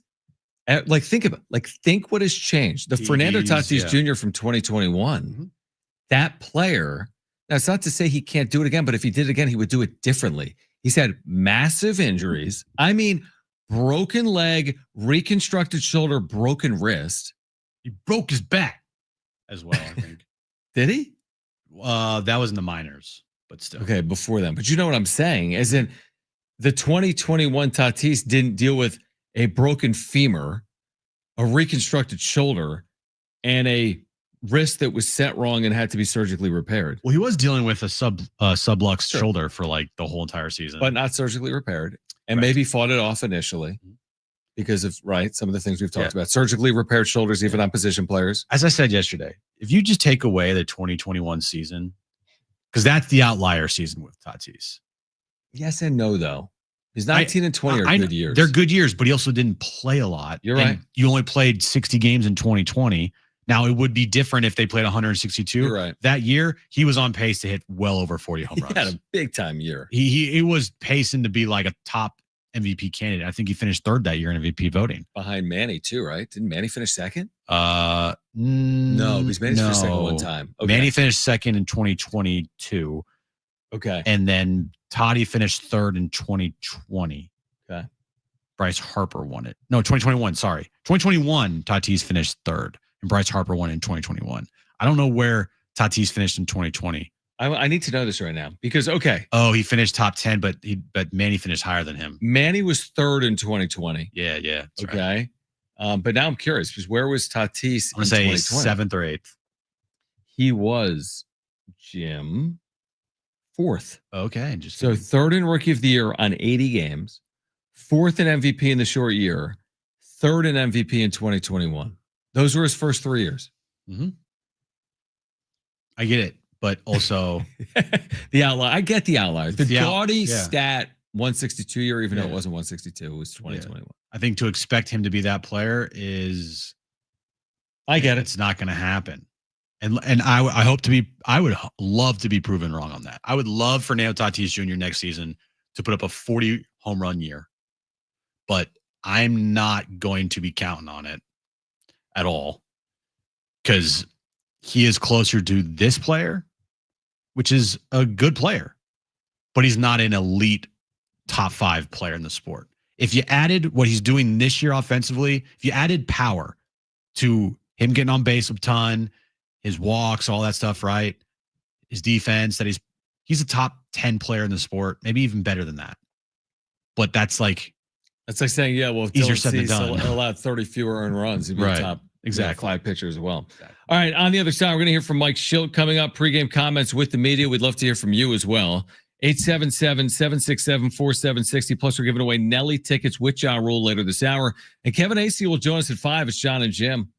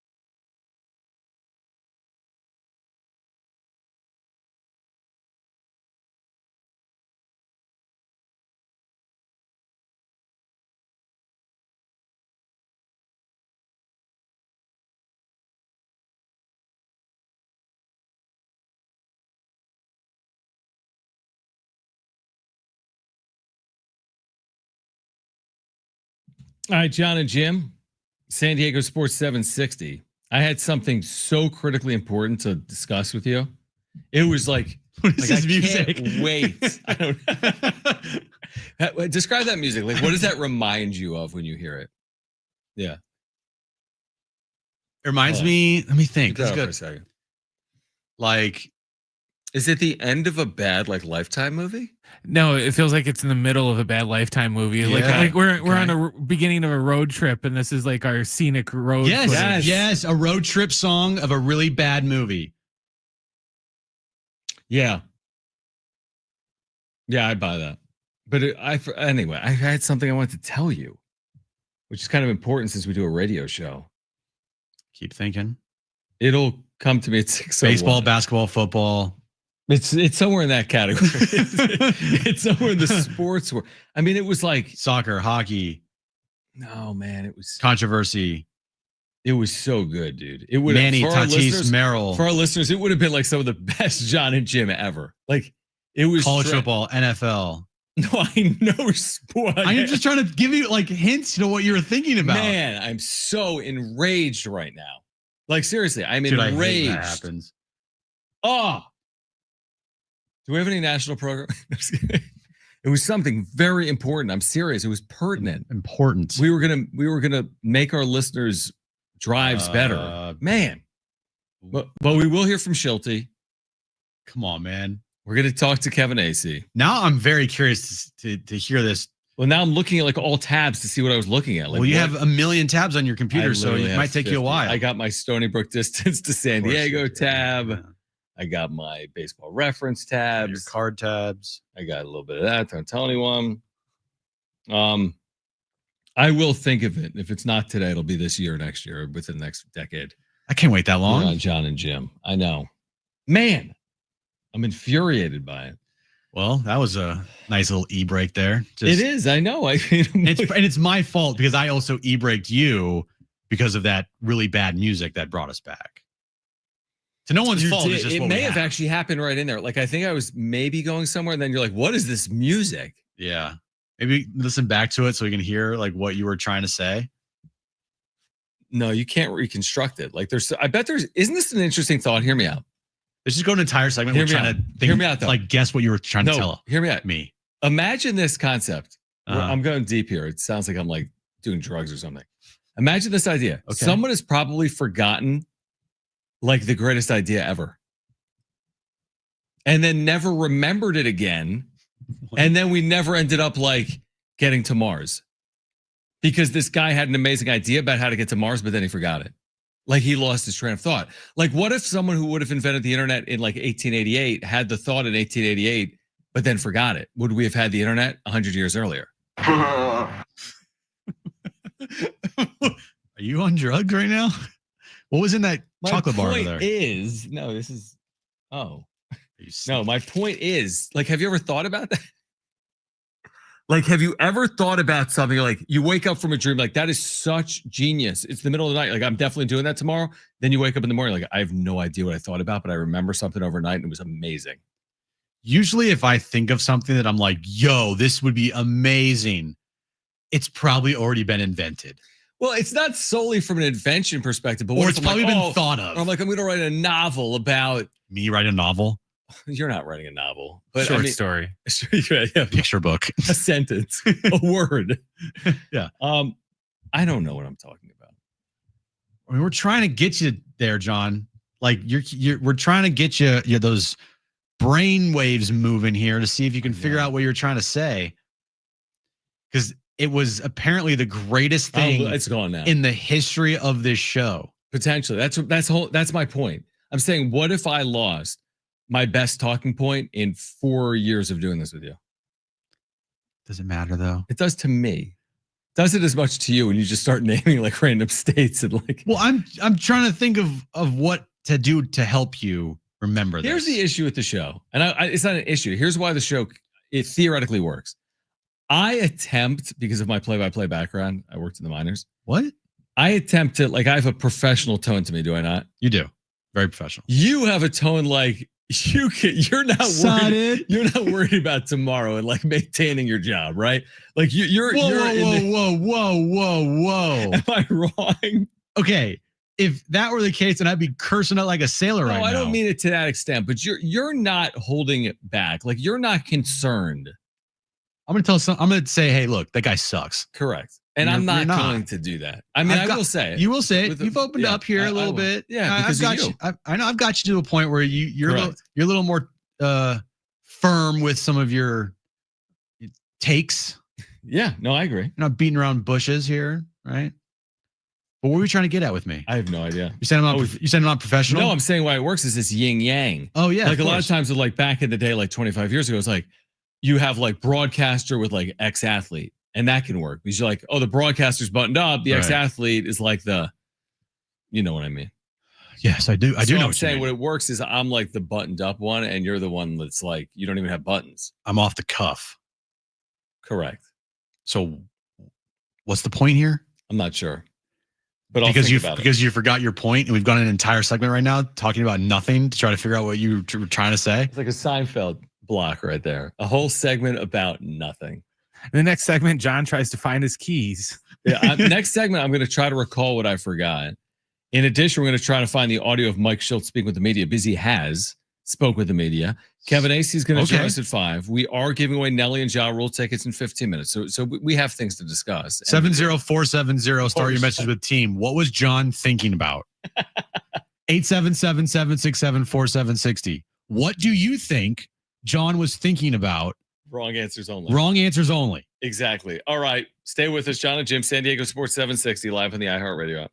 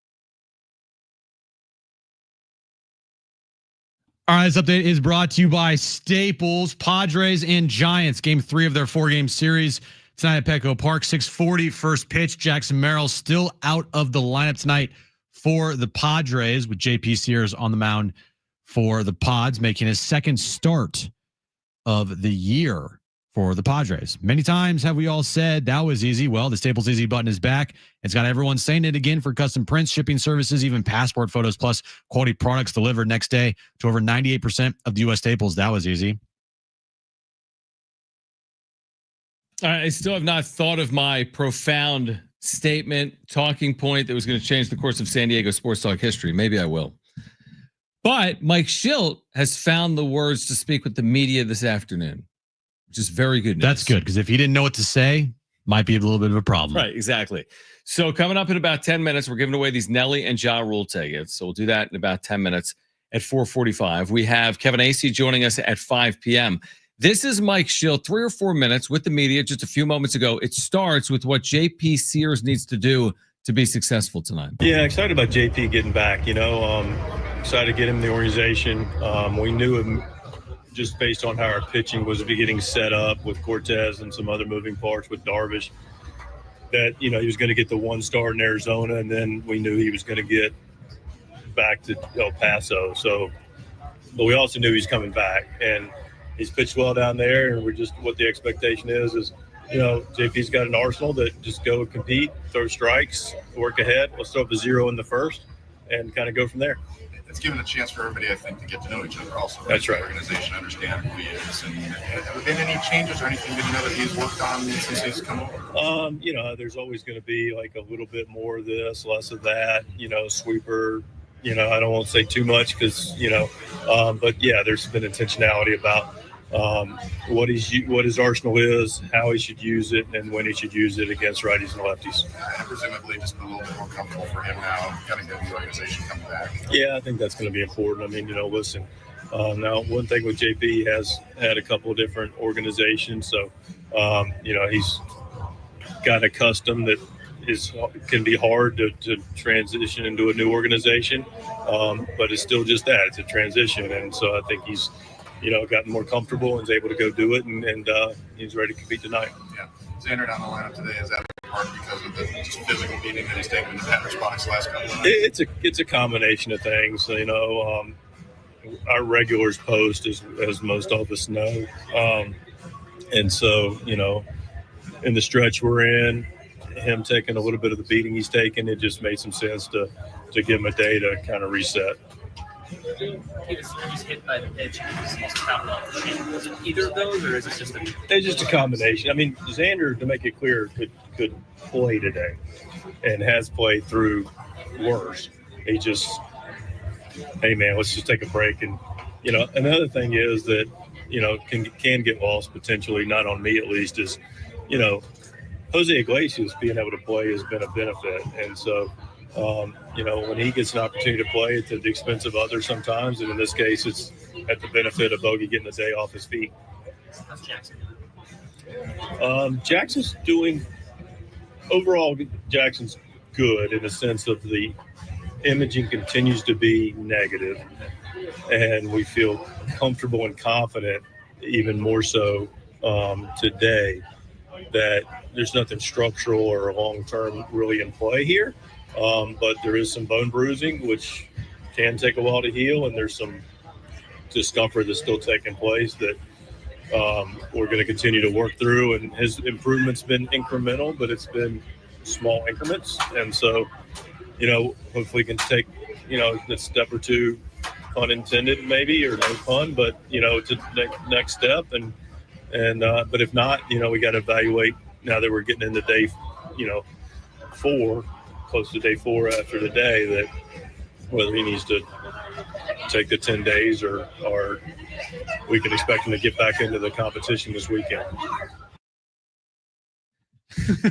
So interesting. So he acknowledges that we're on this tightrope with Merrill, one way or the other. Got to know sooner rather than later. But you're burying the lead. I thought of my thought. You did. You said that during Mike Shildt. You said, I thought of it. I thought of my thought. All right. So do you have a drum roll, Brent? I need a drum roll. Now, the problem is now it's not going to live up to the hype. Well, that's your problem. That's your fault. All right. Give me a drum roll, Brent. What were you thinking before you lost your train of thought? I'm going to be dead honest. Brent will appreciate this more than you will. It's a little off topic. Come on, man. There's an Onion article.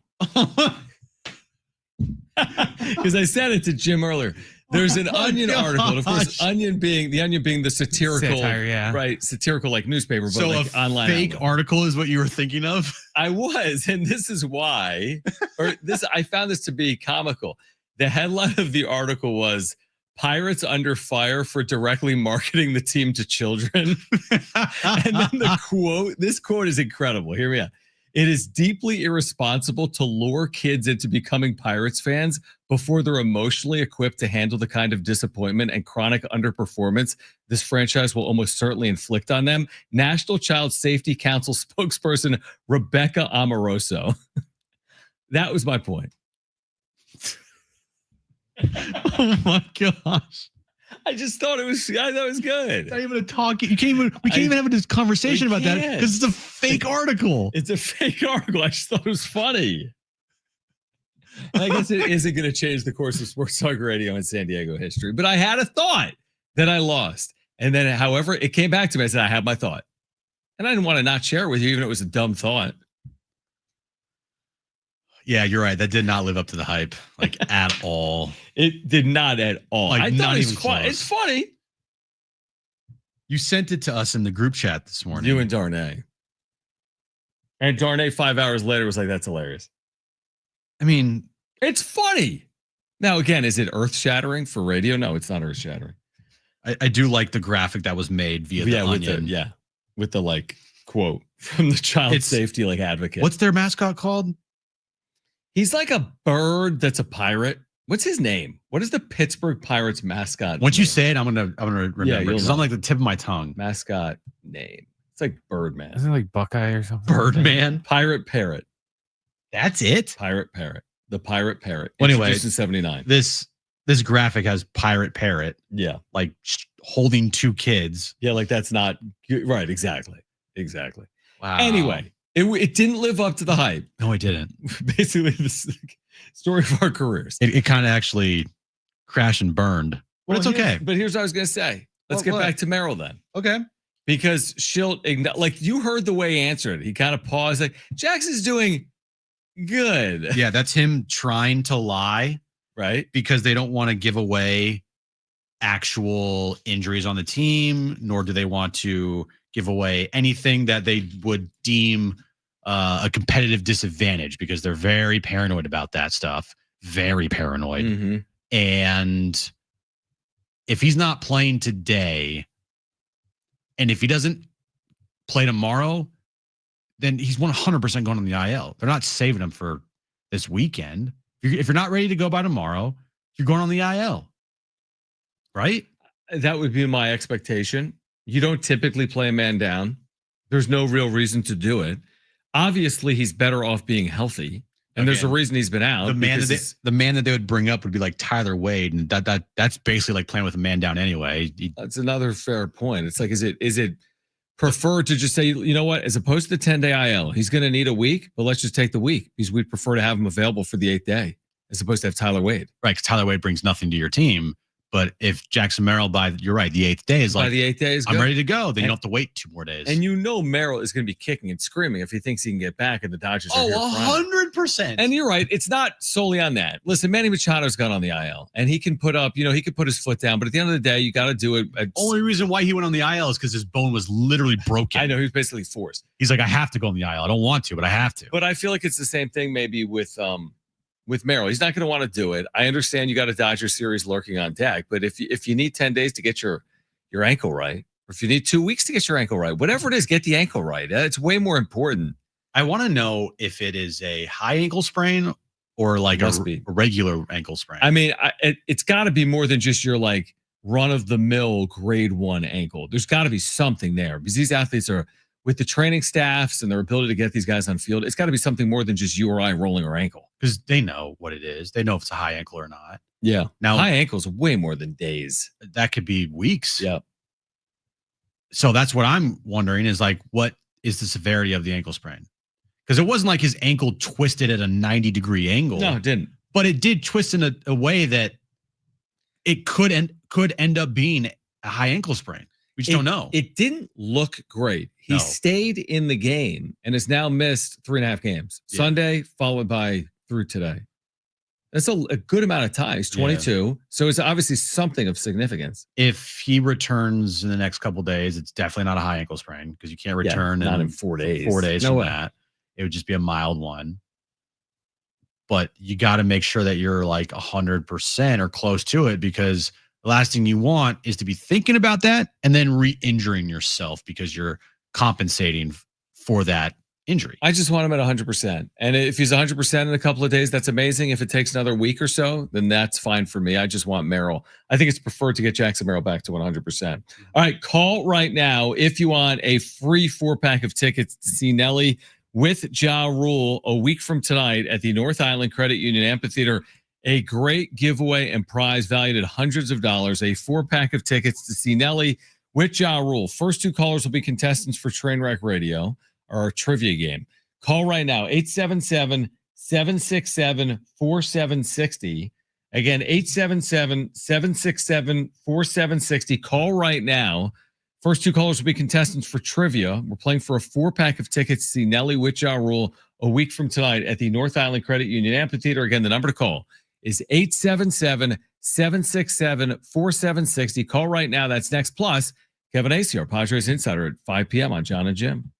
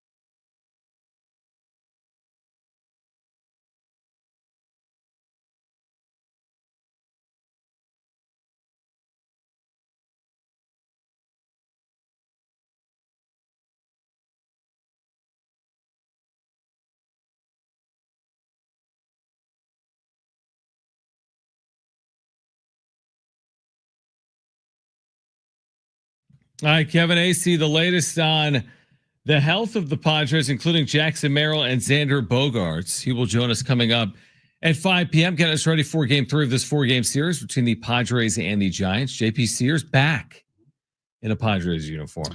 My bachelor weekend is over, John. Well, Aaron yeah, returns tonight. Wednesday. Well, I meant just kind of a week. My bachelor week. Yeah, but she left like when? She left on Friday morning. And she's still gone? She gets home. Her plane lands at 6:30, so I'm picking her up at the airport after the show. Okay, who has a more excitable reaction?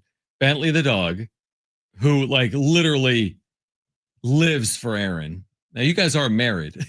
Correct. But Bentley is like head over heels, right? But like when Aaron left, like Bentley's probably been pacing for 6 days. Bentley's not had a great week. Does he think that Aaron's coming back? So when I took Aaron to the airport on Friday morning last week, we brought Bentley. So Bentley came with us because Aaron wanted to say goodbye to Bentley before she went on the plane and didn't want to keep him at home. So then I went home, fed him everything, left for work, got home that night on Friday. And I knew something was wrong because I opened the door and Bentley didn't come to the door right away. He was on the couch, and dogs' reactions when they do something wrong. Like the tail between the legs? They're like, they like, look at you weird, and they kind of like don't want to look at you, and then they kind of put their head down. Like he knows he did something wrong? 100%. It's when he does something wrong, he knows. He knows it, and he acts accordingly. So I walk in, and I see a pill bottle on the ground with the cap off. He tried to end it? And It's like, this offense is awful. He's like, Aaron's gone. I'm done with life. I walk up to the pill bottle. I'm like, oh no. Because I freaked out. Luckily, there was nothing in the pill bottle. Thank the Lord, dude. I know. But then as soon as I turned you can't kill Aaron's dog in 12 hours. Less than that. It was like 7. Kill her dog in an hour. It was like 7 hours, dude. Soon, honey, everything's fine. Dog's dead a minute later. Just landed. Hey, by the way, yeah. No, dude, that would have been I was freaking out. My heart sank. I turned around the corner and he got into our trash. And just the trash was everywhere. So the pill bottle was in the trash. It was empty. And that's why it was on the floor. And I called Aaron. Freaking out. Tell me there's nothing in the pill I go, look, and this is my bad. I shouldn't have done this. Word of advice to everybody out there: never start a conversation with your significant other with, don't freak out. Did she freak out? Initially, she freaked out, but I went quickly to, was there anything in this pill bottle? And she said no. And I said, okay, we're fine. She's like, you don't Jim. say don't freak out because that leads you down a million paths. 100%. That was my bad. You live and you learn. Yeah. But anyway, back to the whole Bentley has not done well this week with Aaron gone. Every night he waits out on our bench out in our front yard because her car is still at the house. So he like is confused. He thinks that she's home. Why don't you move the car? Because it's in our driveway. Why would I move the car down the street? Why are you tormenting this dog? I'm not tormenting the dog. Does he sleep? Oh, he sleeps very well. But at nighttime, he'll just like go sit by the door and kind of just like wait. That is heartbreaking. And then he'll go wait out on the bench and he'll just stay there. That's my one thing. Listen, Kristen, our dog that passed, was so like pro Kristen and anti me. And dogs have no problem being that. Right? Like, is Bentley, when Aaron's home, like, is he like an 80-20? Like he's spending 80% of his time with her? She's glued to her hip. That's what I'm saying. Like, hey, bud, like, hey, don't be scared to like let me pet you. Well, I do love how every time that I come home from work and like Aaron's already home, he freaks out when I get home. That's good. And then he'll come over and he'll like lick my face and he'll freak out, but then he'll immediately go back to Aaron. So that's why I asked the question, who's going to be more excited? So Aaron's going to be excited to see me and she'll be like, hi, love you. Oh my God, I missed you. Give me a kiss. Freak out. And then she'll get home and she'll be like, Bentley, oh my God. And I know where I stand in the pecking order of things in our household, which is Bentley 1, Bentley Jim 2, 4. Bentley 3, and then Jim 4. All right, so she's going to be back for the first time in a week. Yeah, so she'll be excited to know that we still do the wrap-up show. Oh, she'll be very happy with that. She'll be thrilled about it. Now, are you picking her up from the airport? I am, yeah. I pulled the U this morning too. Clean the whole house. Well, you have to. There's no other option. Well, I meant like last minute. You got to do it last minute because here's the thing. Nothing can go wrong if you clean last minute. You can't make a mess. if you clean last night and then all of a sudden there's dishes from this morning and the dog gets into something, I got to clean again. I just like cleaning at the very last moment to make sure the home is like perfect. Now, do you go all out when you clean the house? Because Kristen, if I don't clean the house, Kristen is legitimately mad. So, but when it is clean, she's legitimately thankful. She's like, "Thank you for keeping the house clean." Well, I was like, "Oh, I kept it clean the whole time." Meanwhile, it's like a fraternity house. Yeah, 100%. Until like Sunday night wasn't pretty. Oh man, I'm just Sunday like, was not pretty at the Russell household. I'm just taking the dishes, throwing them off like balconies. I just had like a plate sitting on the counter for like 3 nights. The thing is, and you have a dog like me at home without if Kristen and Jones are gone, I can basically disregard all things. Isn't it great? It is an amazing feeling.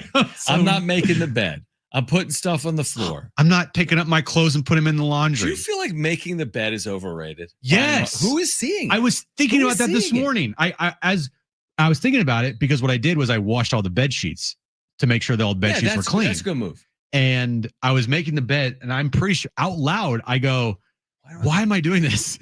Like I don't understand. If you haven't made the bed, isn't it now easier to get in it? I don't even have to tear the cover back. Just get in the bed. Yeah, I don't make it. Thank you. There's no point because Peanut's just going to go up on the bed and go underneath it and dig underneath it and everything anyways. So I agree with you. Would you agree with that? I agree with you. What else is overrated in terms of like hanging up your clothes? Somewhat overrated. Somewhat. Folding your clothes, putting your like doing anything overrated. Putting toilet paper on the roll.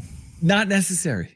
Yeah, just put it on the seat. Put it on the side. Put it on the side. I've lived in my place for 5 years now. No roll of toilet paper has ever touched that thing. It sits on the counter. But it is so funny that every relationship, like what Jim is describing with Aaron and me, they're all the same.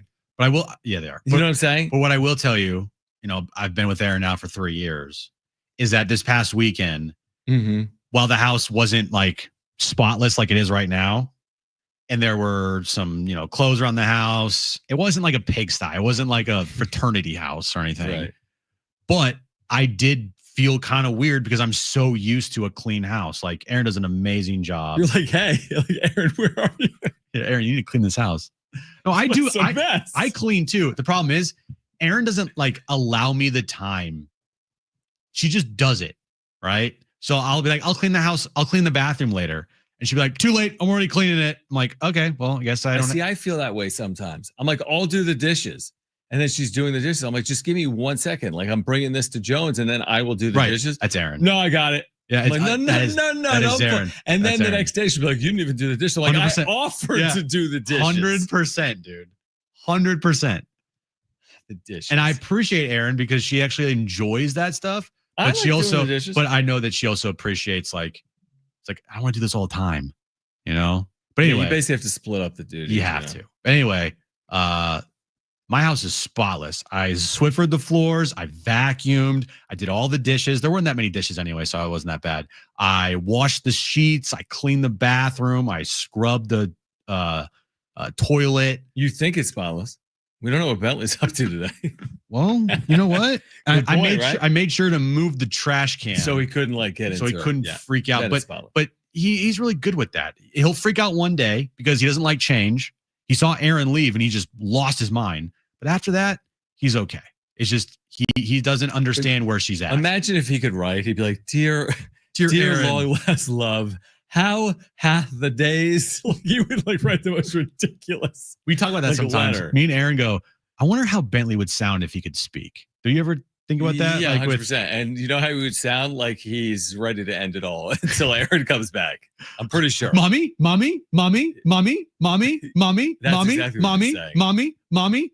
Hi. That's what he'd be saying. All right. After that enthralling conversation, Kevin Acee, our Padres Insider, will join us on the other side. The latest on the Padres Health Plus. Game 3 of this 4-game series between San Diego and San Francisco. Kevin Acee kicks off hour 4 of Jon and Jim next.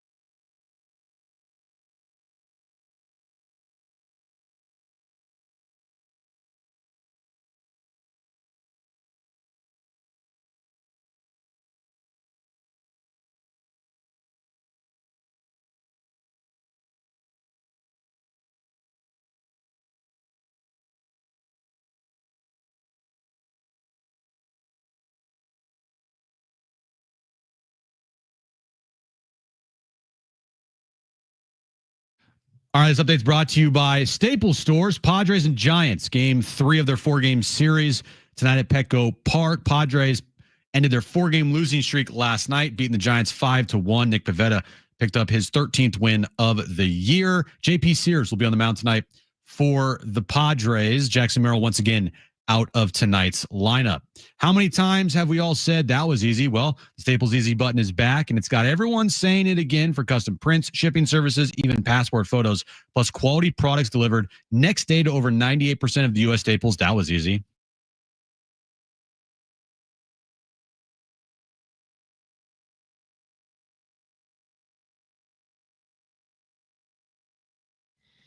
All right, final hour, Jon and Jim, as the Padres and Giants prepare for game 3 of their 4-game series down at Petco. Always great to connect with our Padres insider, Kevin Acee. So, Kevin, let's pick up the conversation as we're talking, obviously, multiple times a week. We talked about Jackson Merrill on Monday. He remains active, but he hasn't appeared since dealing with his ankle on Sunday. I guess my question would be, what do you think the holdup is here? Because typically a player is either active and available or on an IL, and it's been 2 or 3 days here. Yeah, except for when we're in the circumstances that we're in now, which is who you're going to call up that's better than if Jackson Merrill can come back, say 2 or 3 days before the 10-day period, then you're like, well, I mean, we already got too many players anyway, so... And what's down there, right? Maybe the Wagner kid, but like he doesn't play the right position. And what are we going to do here? We're fine. And maybe Jackson can come back and game 2 against the Dodgers, and that would, and then be able to play against the Mariners, and that would be better than him being down the whole time. I couldn't help but laugh. I know we all probably did on Monday night when Ryan O'Hearn hit that pinch hit 2-run homer off of Robbie Ray. Jim wants his credit. No, I don't want any credit. I'm just getting to like. It did feel leading, Jim. Well, and then yesterday he has a couple hits off a righty. Very good signs for Ryan O'Hearn to potentially stay in this lineup long term for the rest of the season, right? Yes. I mean, or as long as he keeps hitting, right? Right, exactly. From the start, the issue has been they have a lot of players, right? And the manager, the front office, mostly the manager, makes his judgments based on the day, based on the pitcher, who he's going to put in there. And, that's that was the decision that was made. And we can all question it. And we can all now, based on probably a fallacy, say, I told you so. And I say fallacy because who knows what he would have done that night. Hey, Ryan O'Hearn has, I think, handled this exceptionally well. And I think that, the Padres have a lot of good players and somebody has to sit. And that was I think we talked about this. One of the first things that crossed our minds when they got Ryan O'Hearn, the left-handed hitter, was, that's cool. That's you're trying to shore up all your weaknesses, right? But where are you playing everybody? Right. And you know what? Yes, as long as he's hitting, he'll be in there. And Mike Shildt is, I'm not going to say stubborn in his ways, but he just wants to have a pretty set lineup every single night. And it took until September last year before he moved Jackson Merrill up from the 7 spot all the way up to, I think, the 3 hole. Do you envision maybe something like that happening later in September with guys like maybe Luis Arraez, like being taken from the 2 spot and maybe moved down in the order? Or do you feel like this lineup, it's going to be mostly the same, especially when everybody is back healthy?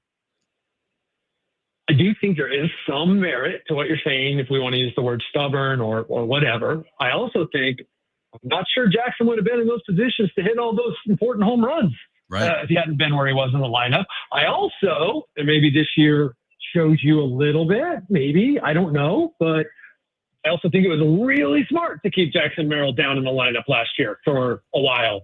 Maybe a week too long, I don't know, but it's like, I don't know. They won 93 games and the guy hit pretty well. And now this year, when he started out as your number 4 hitter and all that, it hasn't gone as well. I'm not saying that's why. I'm just saying, hey, yes, you got to remember Mike has actually done a pretty good job lowering like people like Xander Bogarts down in the lineup.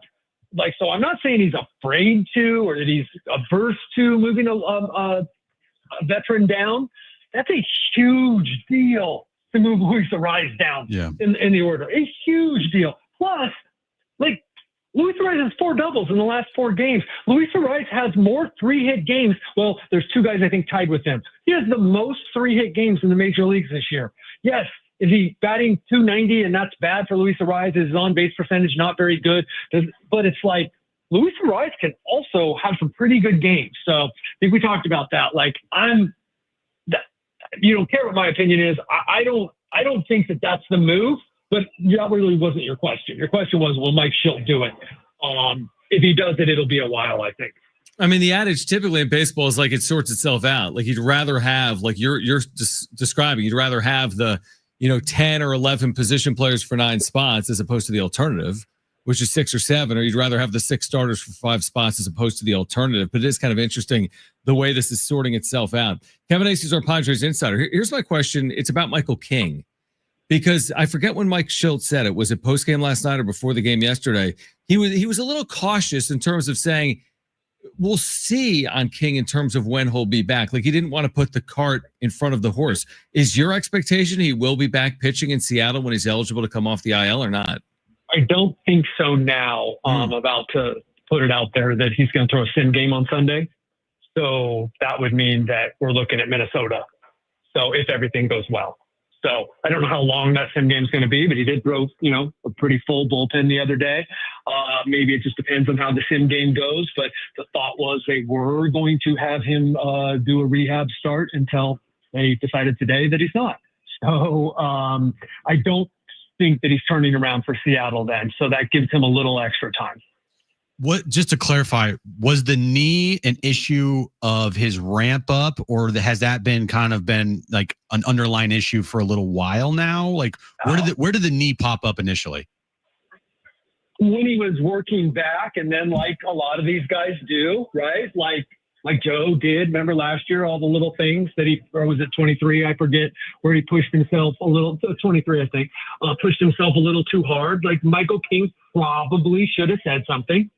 He didn't. It ended up affecting him in his start, his mechanics, and he had the knee drained. So evidently, according to multiple people, that really, really made a difference, and that he's feeling much better now.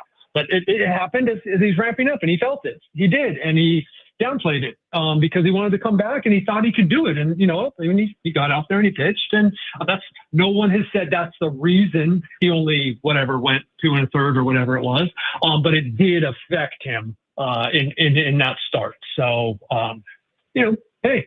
So he should have, but the other hand, that the thing you got to take with these guys is that attitude that Michael King has is the reason Michael King is Michael King. So you can't be like too mad at him, but he probably should have spoken up. Kevin Acee with us right now, Jon and Jim, San Diego Sports 760. You mentioned Musgrove, and it takes my mind to Joe. I think we've asked you about him probably within the last few weeks. I know you've written about him. Will Joe Musgrove make a push to return at any point in 2025? Like, how close theoretically could he be? Yeah, he will. I don't know that it's going to happen because everything has to go right and have a pretty full bullpen. And that's the role that he would have. So my understanding is they're not expecting it. No one is going to tell Joe no to not try, and they would love for him to be entirely healthy and to find a spot for him. And that's awesome. But no, I don't think anyone is expecting it. How concerning do you think it could be in a postseason series that the Padres have no slug? It's interesting. I'm trying to figure it out right now because it is troubling, right? Mm-hmm. This is a different kind of game, right? Like, the San Francisco Giants had no slug for the most part during their run of World Series. But that might as well have been 50 years ago in terms of the game now to some extent, right? Right. Playoff baseball is different. But, the guy hitting a home run can really change a one-run game. Yeah. It's not like they don't hit home runs in the postseason. So I of course, I want to say that it's a big deal. On the other hand, like, this team is built, and I know that everyone's going to throw the 24 scoreless innings back at me, but they've done things to shore up their lineup. It happened last year. It was kind of fluky. This team is built to win playoff games. I firmly believe that, but I'm with you, and it is. I have started to look this up and kind of see, how does this all work out? How often does a home run? Like, you know what? We talk about how the Dodgers got through last postseason with the bullpen games and kind of, mediocre starting pitching. They also were hitting the heck out of the ball and scoring like 8 runs a game. So, it would help to have a little more offense. So, I'm not sure that I gave you my thinking and kind of my concern. I'm not sure I really gave you an answer because I really don't know. I mean, I will say this. Part of the way Mike Shildt manages these games is he, unlike Bob Melvin, who kind of was like, well, wait, I got the big 4. They're eventually going to do something. And they didn't. And they went 0-10 in extra innings and they lost all these close games. Mike Shildt has kind of accepted, right or wrong, he's kind of accepted, this is who my team is. We're not going to hit bumps, Yeah, I mean, he talks about the formula, and it looks good when you win. Yeah. Like any formula, you know what I mean? It looks good when it works, and it doesn't look as good when you trail 4-0, 4-0, 4-0, 1-0. Now, to their credit, they came back from the solo home run in the first inning. JP Sears tonight. Shildt even said something pregame today. Hopefully, we can put a 0 up there in the first, which is something they're just not doing. Which is it's kind of shocking how this is playing out. We saw Sears once. What's he been working on, and what are they expecting from him here tonight, maybe in terms of length, before turning it over to the bullpen?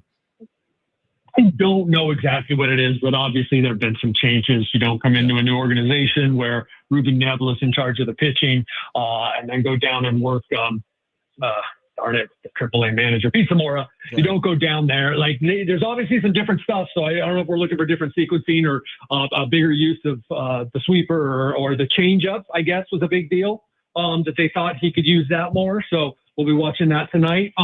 Look, guy's been very good, I think, against the Giants. And he has, been an effective starting pitcher. I mean, it can't keep going like this. I was not worried at all last night. I remember I was on, I got schooled on gambling by the midday guys yesterday. And they told me that it doesn't happen where the Padres were prohibitive favorites yesterday, unusual for baseball. And Kai Tang was on the mound yesterday. Like that one run in the first inning was like nothing. Now the Padres offense went about making it a little nervous because they're not doing very well right now. But like one run, Kai Tang on the mound. I thought it should have been 10-1 last night. All right, here's the mandatory Fernando Tatis Jr. question of the day. Were you in the scrum with Tatis post game last night? Yes. Okay. We played on the show earlier and we watched it. Is he okay? I feel like he's very down. He doesn't look, I don't know, man. I know we're psychoanalyzing him here, but I mean, he does wear his emotions on his sleeve, and it's not hard to tell if he's in a good mood or bad mood, I feel like. So here's a little bit of, yes, I get it. I do. Believe me. I spent a lot of time talking with people. I've asked a bunch of questions. I've spent a lot of time thinking about it, a lot of time talking to Tatis. Tatis generally doesn't say no, whereas other players do in terms of, will you talk, right? And so maybe he's not really in the mood, but because his dad was who he was and the old school way of thinking is, this is my responsibility to talk, then Fernando does talk. And then sometimes, and I say that to his credit, and so sometimes maybe he just wasn't really in the mood to talk. And Manny would have said no, or, any number of other players would have. And he was talked. Now, his answers last night were almost nonsensical because he wasn't really answering the questions that were asked of him. He wasn't giving any sort of analysis, which is what he's sort of come to. That's why whenever he does give me some analysis, then I'm going to write about it because, whatever, at least he's giving us some insight into what he's thinking. I think last night, wasn't it just like basically, I got to do better? I mean, he's not, Yeah. What more? My gosh, it's just crazy. What more is he going to say? And it is so odd, and no one seems to have an answer for it.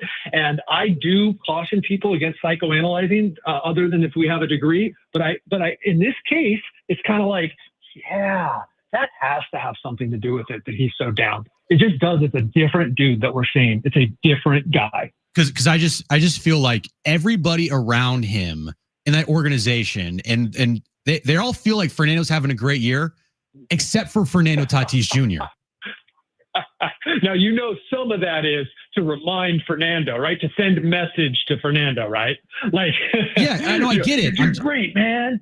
I get it, but I'm just saying. When the All-Star himself books a trip to Cancun during the All-Star break, like, he doesn't believe it. He's not believing in himself. That's the thing. It's like you can tell. It's the adage, like, you can tell me, hey, Kevin, you want me to stop smoking, but I gotta want to stop smoking. Like, you just tell it truthfully. I would say the organization, just tell it truthfully. Tatis has not been the player he was. There has been some internal talk that maybe we've gone a little overboard on the positivity. That I can tell you that but that is not who the manager is. Yeah, right. That is not. You got to take that with a grain of salt. So you'll see that there's often times that I won't even quote Mike. And look, I got a lot of respect for Mike, but his ability to assess his players truthfully for the masses is not one of the things that he's going to do. But there's also some truth in. And I believe this wholeheartedly, and it's just hard to explain. Look, he's not the player that you're paying the money you're paying. He's not. He's not the guy he should be. You know what?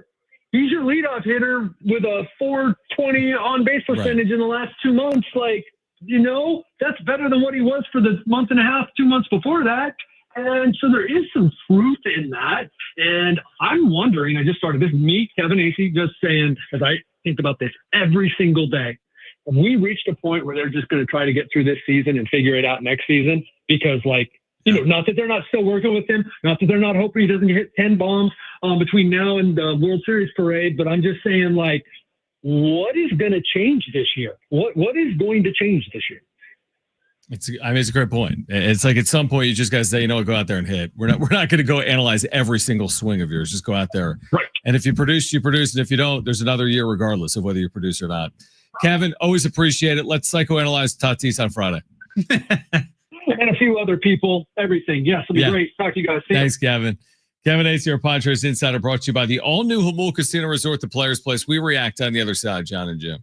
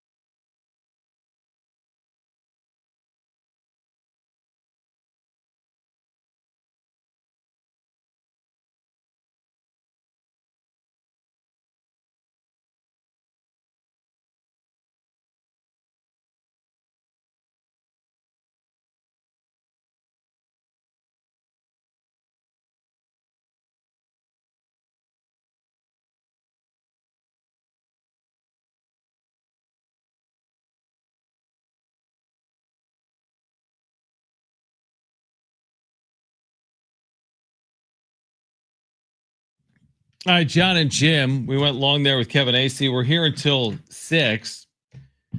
We didn't give away the tickets. We'll give away Nelly and Ja Rule tickets in the next 15 or 20 minutes. We meant to do that. We never did that. We'll do that in the next 15 or 20 minutes. We have Jim's back page ahead. Kevin Acee, to paraphrase, said the same thing we've been saying. He literally said he's not the same guy. Yeah. Talking about Tatis. Now, he's still been a guy. Even last night, all this talk about what he said post-game, Tatis, I'm based safely 3 times. I know. 3 times. That's not nothing. That's a successful night, but clearly he's thinking about much more. He's not just thinking about, let me walk twice. No. Let me have an infield hit. It's got to be more than that. And again, it's gotten to the point where it's been so, you use the right term, like psychoanalyzed. It's been discussed so much. It's almost like, just go hit. Just go in the cage and get your cuts in, then just go hit. And however the season ends, the season ends. You can't keep going at this and changing everything every single day. But it's true when you have everybody around him, fans, I'm not saying all fans, but fans and coaches and your manager, right? And maybe some people else in the media, right? What are you talking about? Tatis is having a really good season. You don't know baseball. Tatis is having a really good year. Look at his on-base percentage. Right. And then you go talk to the guy and he tells you, yeah, I'm sucking. He didn't say that, but his body language, his tone, everything about his reaction to his play this year. He did say it last night. He says, I need to be better. Yeah. So the player himself is actually telling you needs to play better. He's not having a good year. He booked a trip during the All-Star game. He then got voted as an All-Star. He even thinks he's not having a good season. Yet everyone around him's telling him he's having a good season. The player tells you, hey guys, I'm not good enough. Yeah, it's like sometimes, and I wonder if Tatis is like this or not. I wonder if he wants the people in his corner saying what they've been saying, or I wonder if he wants the tough love. Because sometimes, you can't lie about it. I use the analogy of I go to the gym next to Kristen and she runs 4 miles. And you run a half. And I run 2. And she's like, great job, honey. I'm like, what are you talking about? I like it. It was terrible. Sometimes you just want the truth. And I wonder if he needs more of that. I don't know if he needs more of that. He gets down on himself quick. Obviously. He does. He is telling you he is not having a good year. We don't need to tell you that. Yeah. I don't need to tell you that. Jon doesn't need to tell you that. Mike Shildt, even though he'll never tell you that, doesn't need to tell anybody. It's the player that's letting everybody know what he has done this year is not to his standard. So that's why we talk about Tatis so much in the year that he has put together, because even the player, when the player is saying he's not having a good year, it is 100% fair for us to also say he's not having a good season. And I also think if you're Fernando Tatis Jr. right now, to Kevin's point of should we just get to 2026 and figure it out? Are you really, if you're Tatis, would you really read the Eno Saris article and do a deep dive on why you're not hitting for power? Or would that tie you up in knots? When he came up in 2019, I don't think he was worried about letting the ball travel. And I think he was just playing to his ability. And I think now it's just been tinkering and tinkering and tinkering, and it's not working. I think we're at the point where you just got to go out there and play. And whatever happens the last 36 games of the year happens, and then figure it out in 2026. More on this on the other side, plus Jim's back page coming up at 5:45. We'll give away those Nelly and Ja Rule tickets as well. We'll give those away coming up in the next 10 minutes. Don't go anywhere. Jon and Jim, we're getting you ready for Padres and Giants on San Diego Sports 760.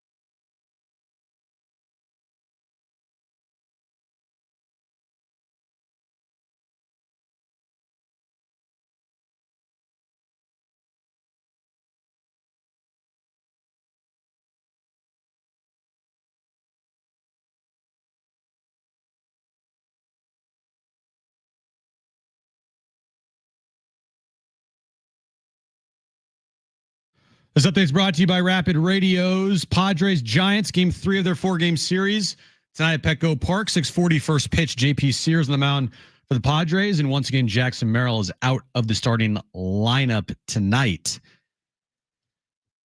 Rapid Radios are instant push-to-talk walkie-talkies offering national LTE coverage and no subscriptions ever. A great alternative to a mobile phone for your kids. For a limited time, go to rapidradios.com now for 60% off. And for UPS shipping, add code radio and get extra 5% off.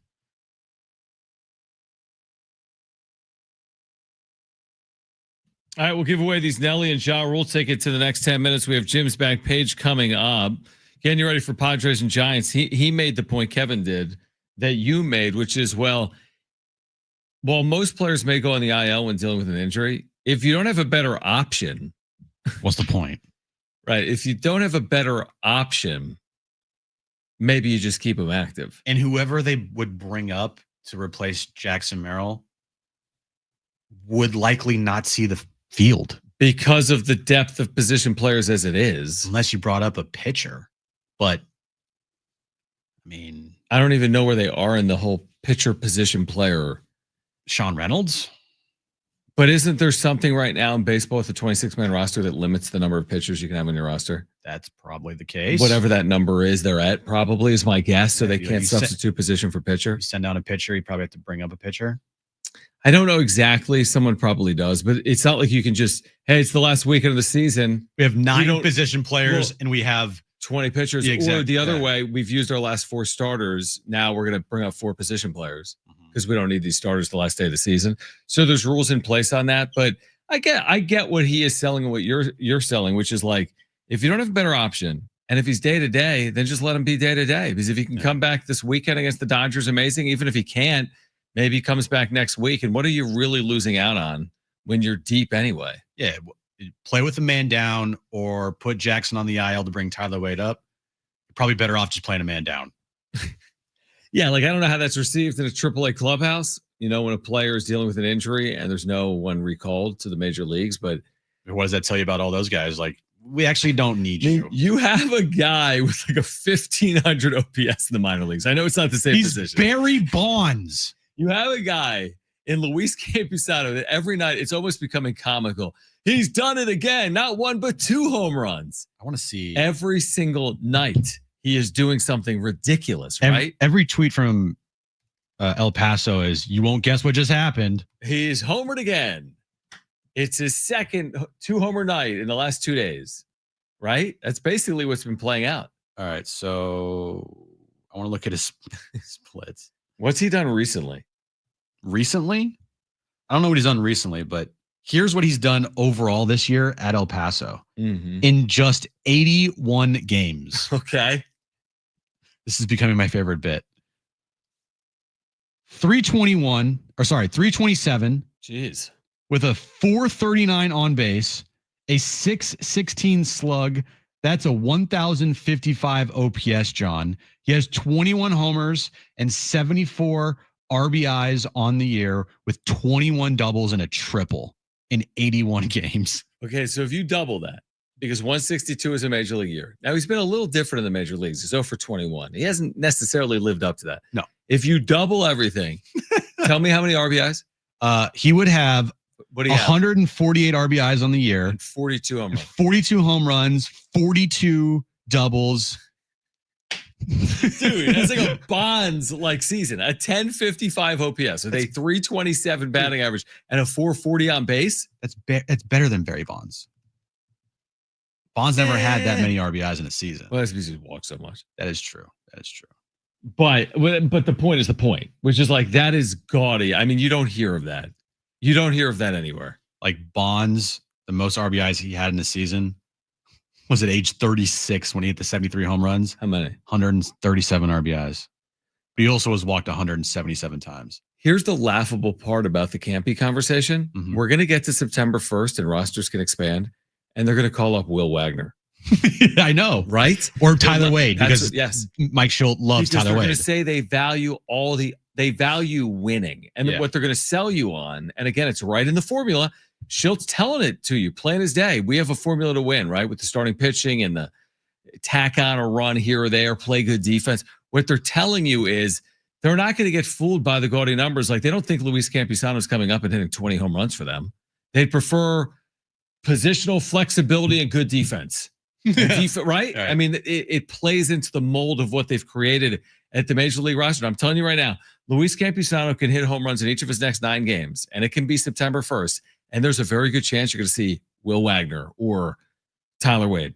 It's like if you had lined up all the players and you had Mike Shildt and AJ Preller go down there. Like, pick teams. And then Campy would be like, pick me. And they'd be looking around, and Campy's the only one. He's like, pick me. And they're looking around. They're like, we'll take Tyler Wade. Like, Luis Campusano, he has his stats on the front of his jersey, like 40 homers, 150 Pick RBIs. me. And then here's some rando that can bunt. Hey, to Tyler Wade's credit, he actually hit a home run last night. I didn't think that was possible for him. That's the problem with AAA. But they were playing in Sacramento, and that's a quote-unquote major league ballpark. True, although it has been a little bit of a bandbox. A little bit. The A's It's been a bandbox. A ton of home runs. Yeah, exactly. So anyway, it's just an interesting point. I mean, here's the deal. In 10 days, is it the 20? In 11 days, rosters do expand. And they could call up a Sean Reynolds type. Yeah. They could call up Luis Campusano. They can call up Tyler Wade. I mean, they can only call up 2 players. They don't go to 40 anymore. They go to 28. Yeah. But they can call up 2 players. Someone's coming up. I mean, I would. Campy doesn't get a call up here and get at least one at bat in September when like they have stuff clinched and they're playing for nothing at the end of the year. Hopefully, knock on wood. Like, Do you think he gets called up? I'm like, dude, just trade me, bro. Do you think? Well, they can't. At the end of the year. Yeah. Do you think he gets called up? When rosters expand, maybe. I'm a maybe on that too. I don't know if I could say that he will, because his organization just hates him. Yeah, that's not good. I mean, it's a maybe. The only reason I would lean maybe is because he can play catcher in a pinch. So it at least gives you a third catcher if necessary. But there is no chance he's sniffing a postseason roster at all. No. Not here. Not with this organization, like, ever again. No. Would be my guess. Correct. But I do remember, I got to go back and watch the video because it's funny when Mike Shildt was asked a simple question of how was your offseason? And he went on for 7 minutes and he named off every single player on the roster. Did he mention Campy? And he mentioned Luis Campusano, and he's like, oh, great offseason for Campy. I can't wait to see what he does. Great offseason. I don't know exactly what he said, but he praised every single player. It's still one of my favorite all-time Mike Shildt moments. I would love him going on for 7 minutes off a simple question of how was your offseason, Mike? I would love to hear it again. Like, the next Padres off day, I want to play it. I'm serious. I know. The next Padres off day, I want to go back to right before spring training and hear what Mike Shildt had to say about the entire team. Man, I'm so happy that he's a good manager. I need to hear it. By the way, we've reached the point where Campusano could do, it doesn't even matter. He could hit 4 home runs tonight. He could hit 4 home runs tomorrow. And guess where he is the next day? In AAA. That's the crazy thing about it. He's not going anywhere. He's going nowhere. When do his AAA seasons end? September 15th, roughly. So isn't El Paso like really good now? In the second half, they could make the playoffs. Yeah, we had Tim Haggerty on yesterday. Like, dude, they're the greatest team ever. Yeah, absolutely. Bombs left and right. Call right now if you want a free 4-pack of tickets to see Nelly. Free 4-pack of tickets to see Nelly with Ja Rule. This is August 27th, North Island Credit Union Amphitheater. By the way, STFC Midweek Live is coming up at 6 p.m., correct? Correct. Have you been saying that in your updates? That's unbelievable. All right, call right now, 877-767-4760. You didn't read the liner either. Yeah, but I just said it out of my mouth. 877-767-4760. Adrian Garcia Marquez, Darren Smith coming up in about 20 minutes. Call right now if you want the free 4-pack of tickets to see Nelly with Ja Rule, August 27th, a week from tonight, North Island Credit Union Amphitheater. Tickets and info, Ticketmaster.com. I think I'm looking forward to it coming up at 6. I think Darren's in studio. So STFC Midweek Live coming up in about 20 minutes. We'll get to Jim's back page on the other side here until 6 p.m. Then that's STFC Midweek Live. Stay with us, Jon Jim.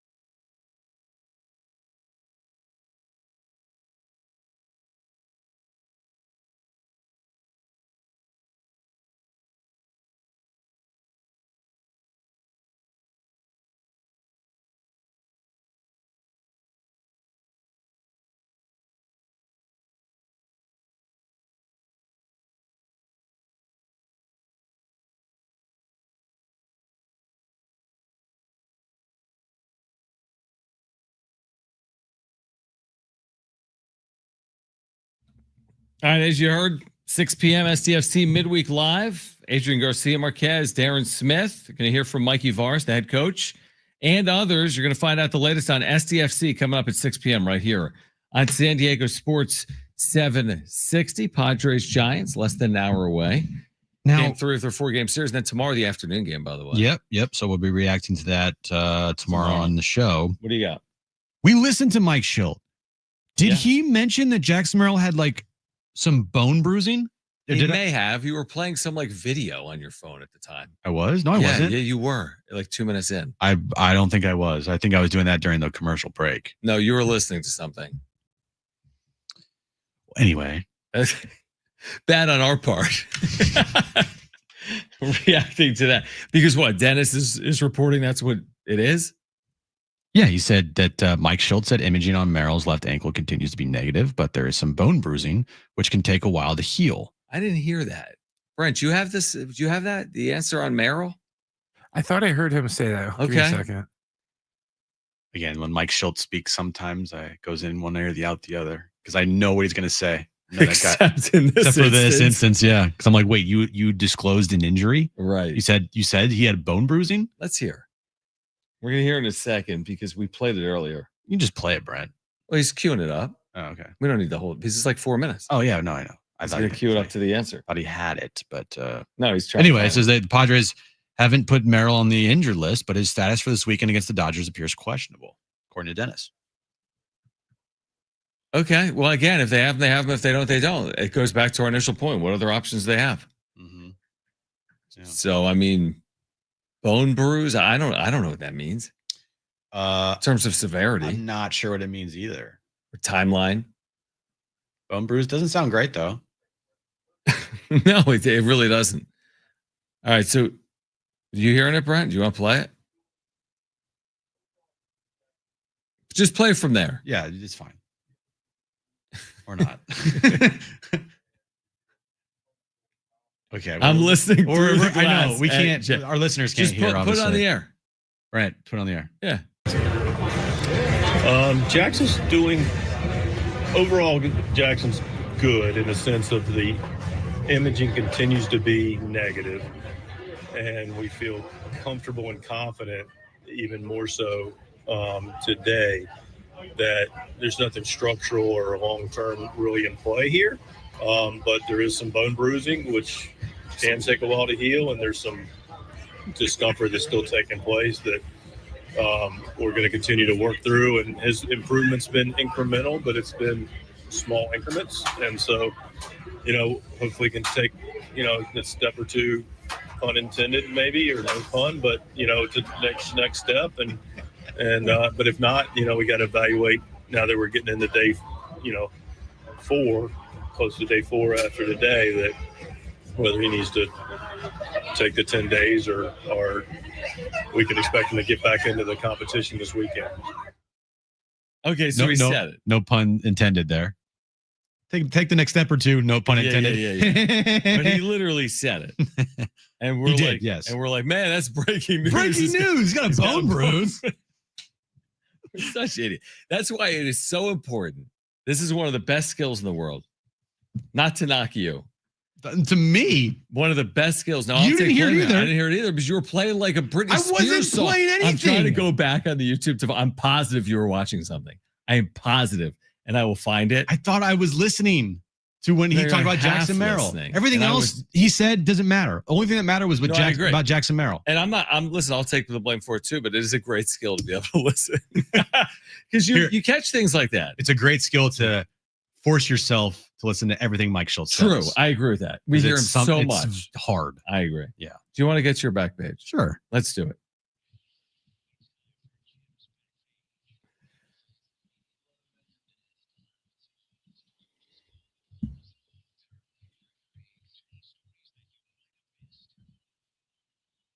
Olive Garden, John, is bringing back one of their fan favorites, the all-you-can-eat pasta on August 25th. Okay. Olive Garden fans, get ready. The iconic never-ending pasta bowl is officially returning August 25th.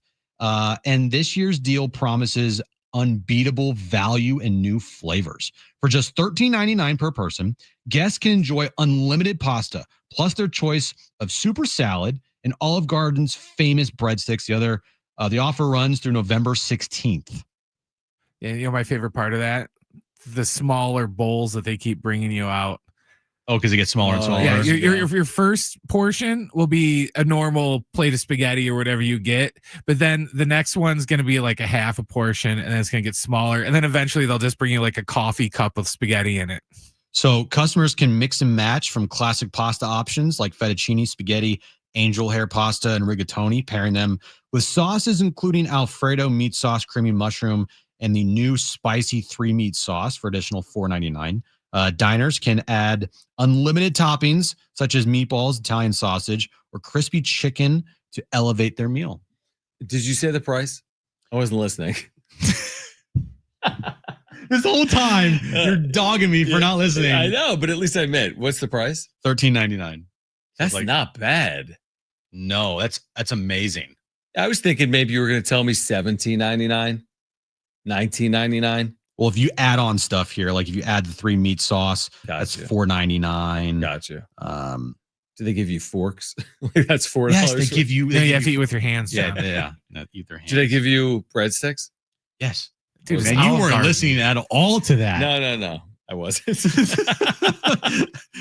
What else you got? After you just were. That sounds good though from Wendy's. I'm looking forward to those nuggets. Yeah, those are great. That's a great deal from McDonald's. So today, WWE and ESPN. Yeah, what's this? What's the deal? They announced the very first PLE, which is a premium live event. It's like a pay-per-view on the new ESPN platform. And they added a brand new PLE to their lineups of PLEs this year. WrestlePalooza on September 20th, 7 p.m. Eastern in Indianapolis. WrestlePalooza. It's a knockoff from ECW, or at least they took it from ECW. Yeah, John has no idea what that is. No. And it's kind of funny because the night that they are debuting this new PLE, WrestlePalooza, is on this same exact night as their competitor's biggest show of the year. So they're just saying, you know what? Screw you. We're going to put on a brand new event on the same night of your biggest event. And oh, by the way, we're calling it an ECW name when we know the owner of the competitor company loves ECW. So it's a whole troll job. AEW. Remember we had Mark Henry in studio? Yeah. Big guy. He was a part of AEW. So what's AEW's main event? Biggest event? All Out or All In, I think it's called. I mean, is anyone watching this? Is this a big deal? No, not the people are watching it for sure. They filled Wembley Stadium a few years ago. But it's nowhere near what WWE gets. Gotcha. So anyway, that's. Can you watch it on ESPN, or you need to have the ESPN, the new product or whatever? Well, if you have YouTube TV and you have ESPN, and you're not just, I guess, paying for Netflix and Peacock and whatever, if you have cable, you get it. So you don't have to pay anything additional. Initially, people freaked out because it's like, oh my gosh, I have to pay an extra $29.99. Right. You only pay an extra $29.99 if you already don't have the ESPN platform. Right. So this is not like you have to buy ESPN Plus or you have to buy a special ESPN app. You have it. Okay. So you're actually saving money here. Interesting. Because they're going away from Peacock. Interesting. Okay. Yeah. I will be. I won't be watching, but you will be. Which is good. I will. And finally, staying on the wrestling here, WWE announced the John Cena farewell match. Looks like it's going to be in December on NBC. On NBC. Saturday night main event. Say that 3 times fast, you idiot. Wrestling, it's too much. I'm too confused. There's so many events, so many networks. You're so too many confused names. because I've never watched one it. time. But a PLE. His retirement match will take place on Saturday, December 13th, Saturday night main event. What do you think happens in a retirement match? He retires. Does he win? My guess is yes. With John Cena, they're going to make him win. I'm surprised John hasn't brought up the 1, 2, 3 kid yet. Is he going to be in it? He's facing John Cena. I'll watch John Cena versus the 1, 2, 3 kid. I'll watch that. All right. See you tomorrow, 2 p.m. for Brennan Jim. I'm John. Keep it here, San Diego Sports 760 STFC Midweek Live next. Okay, bye.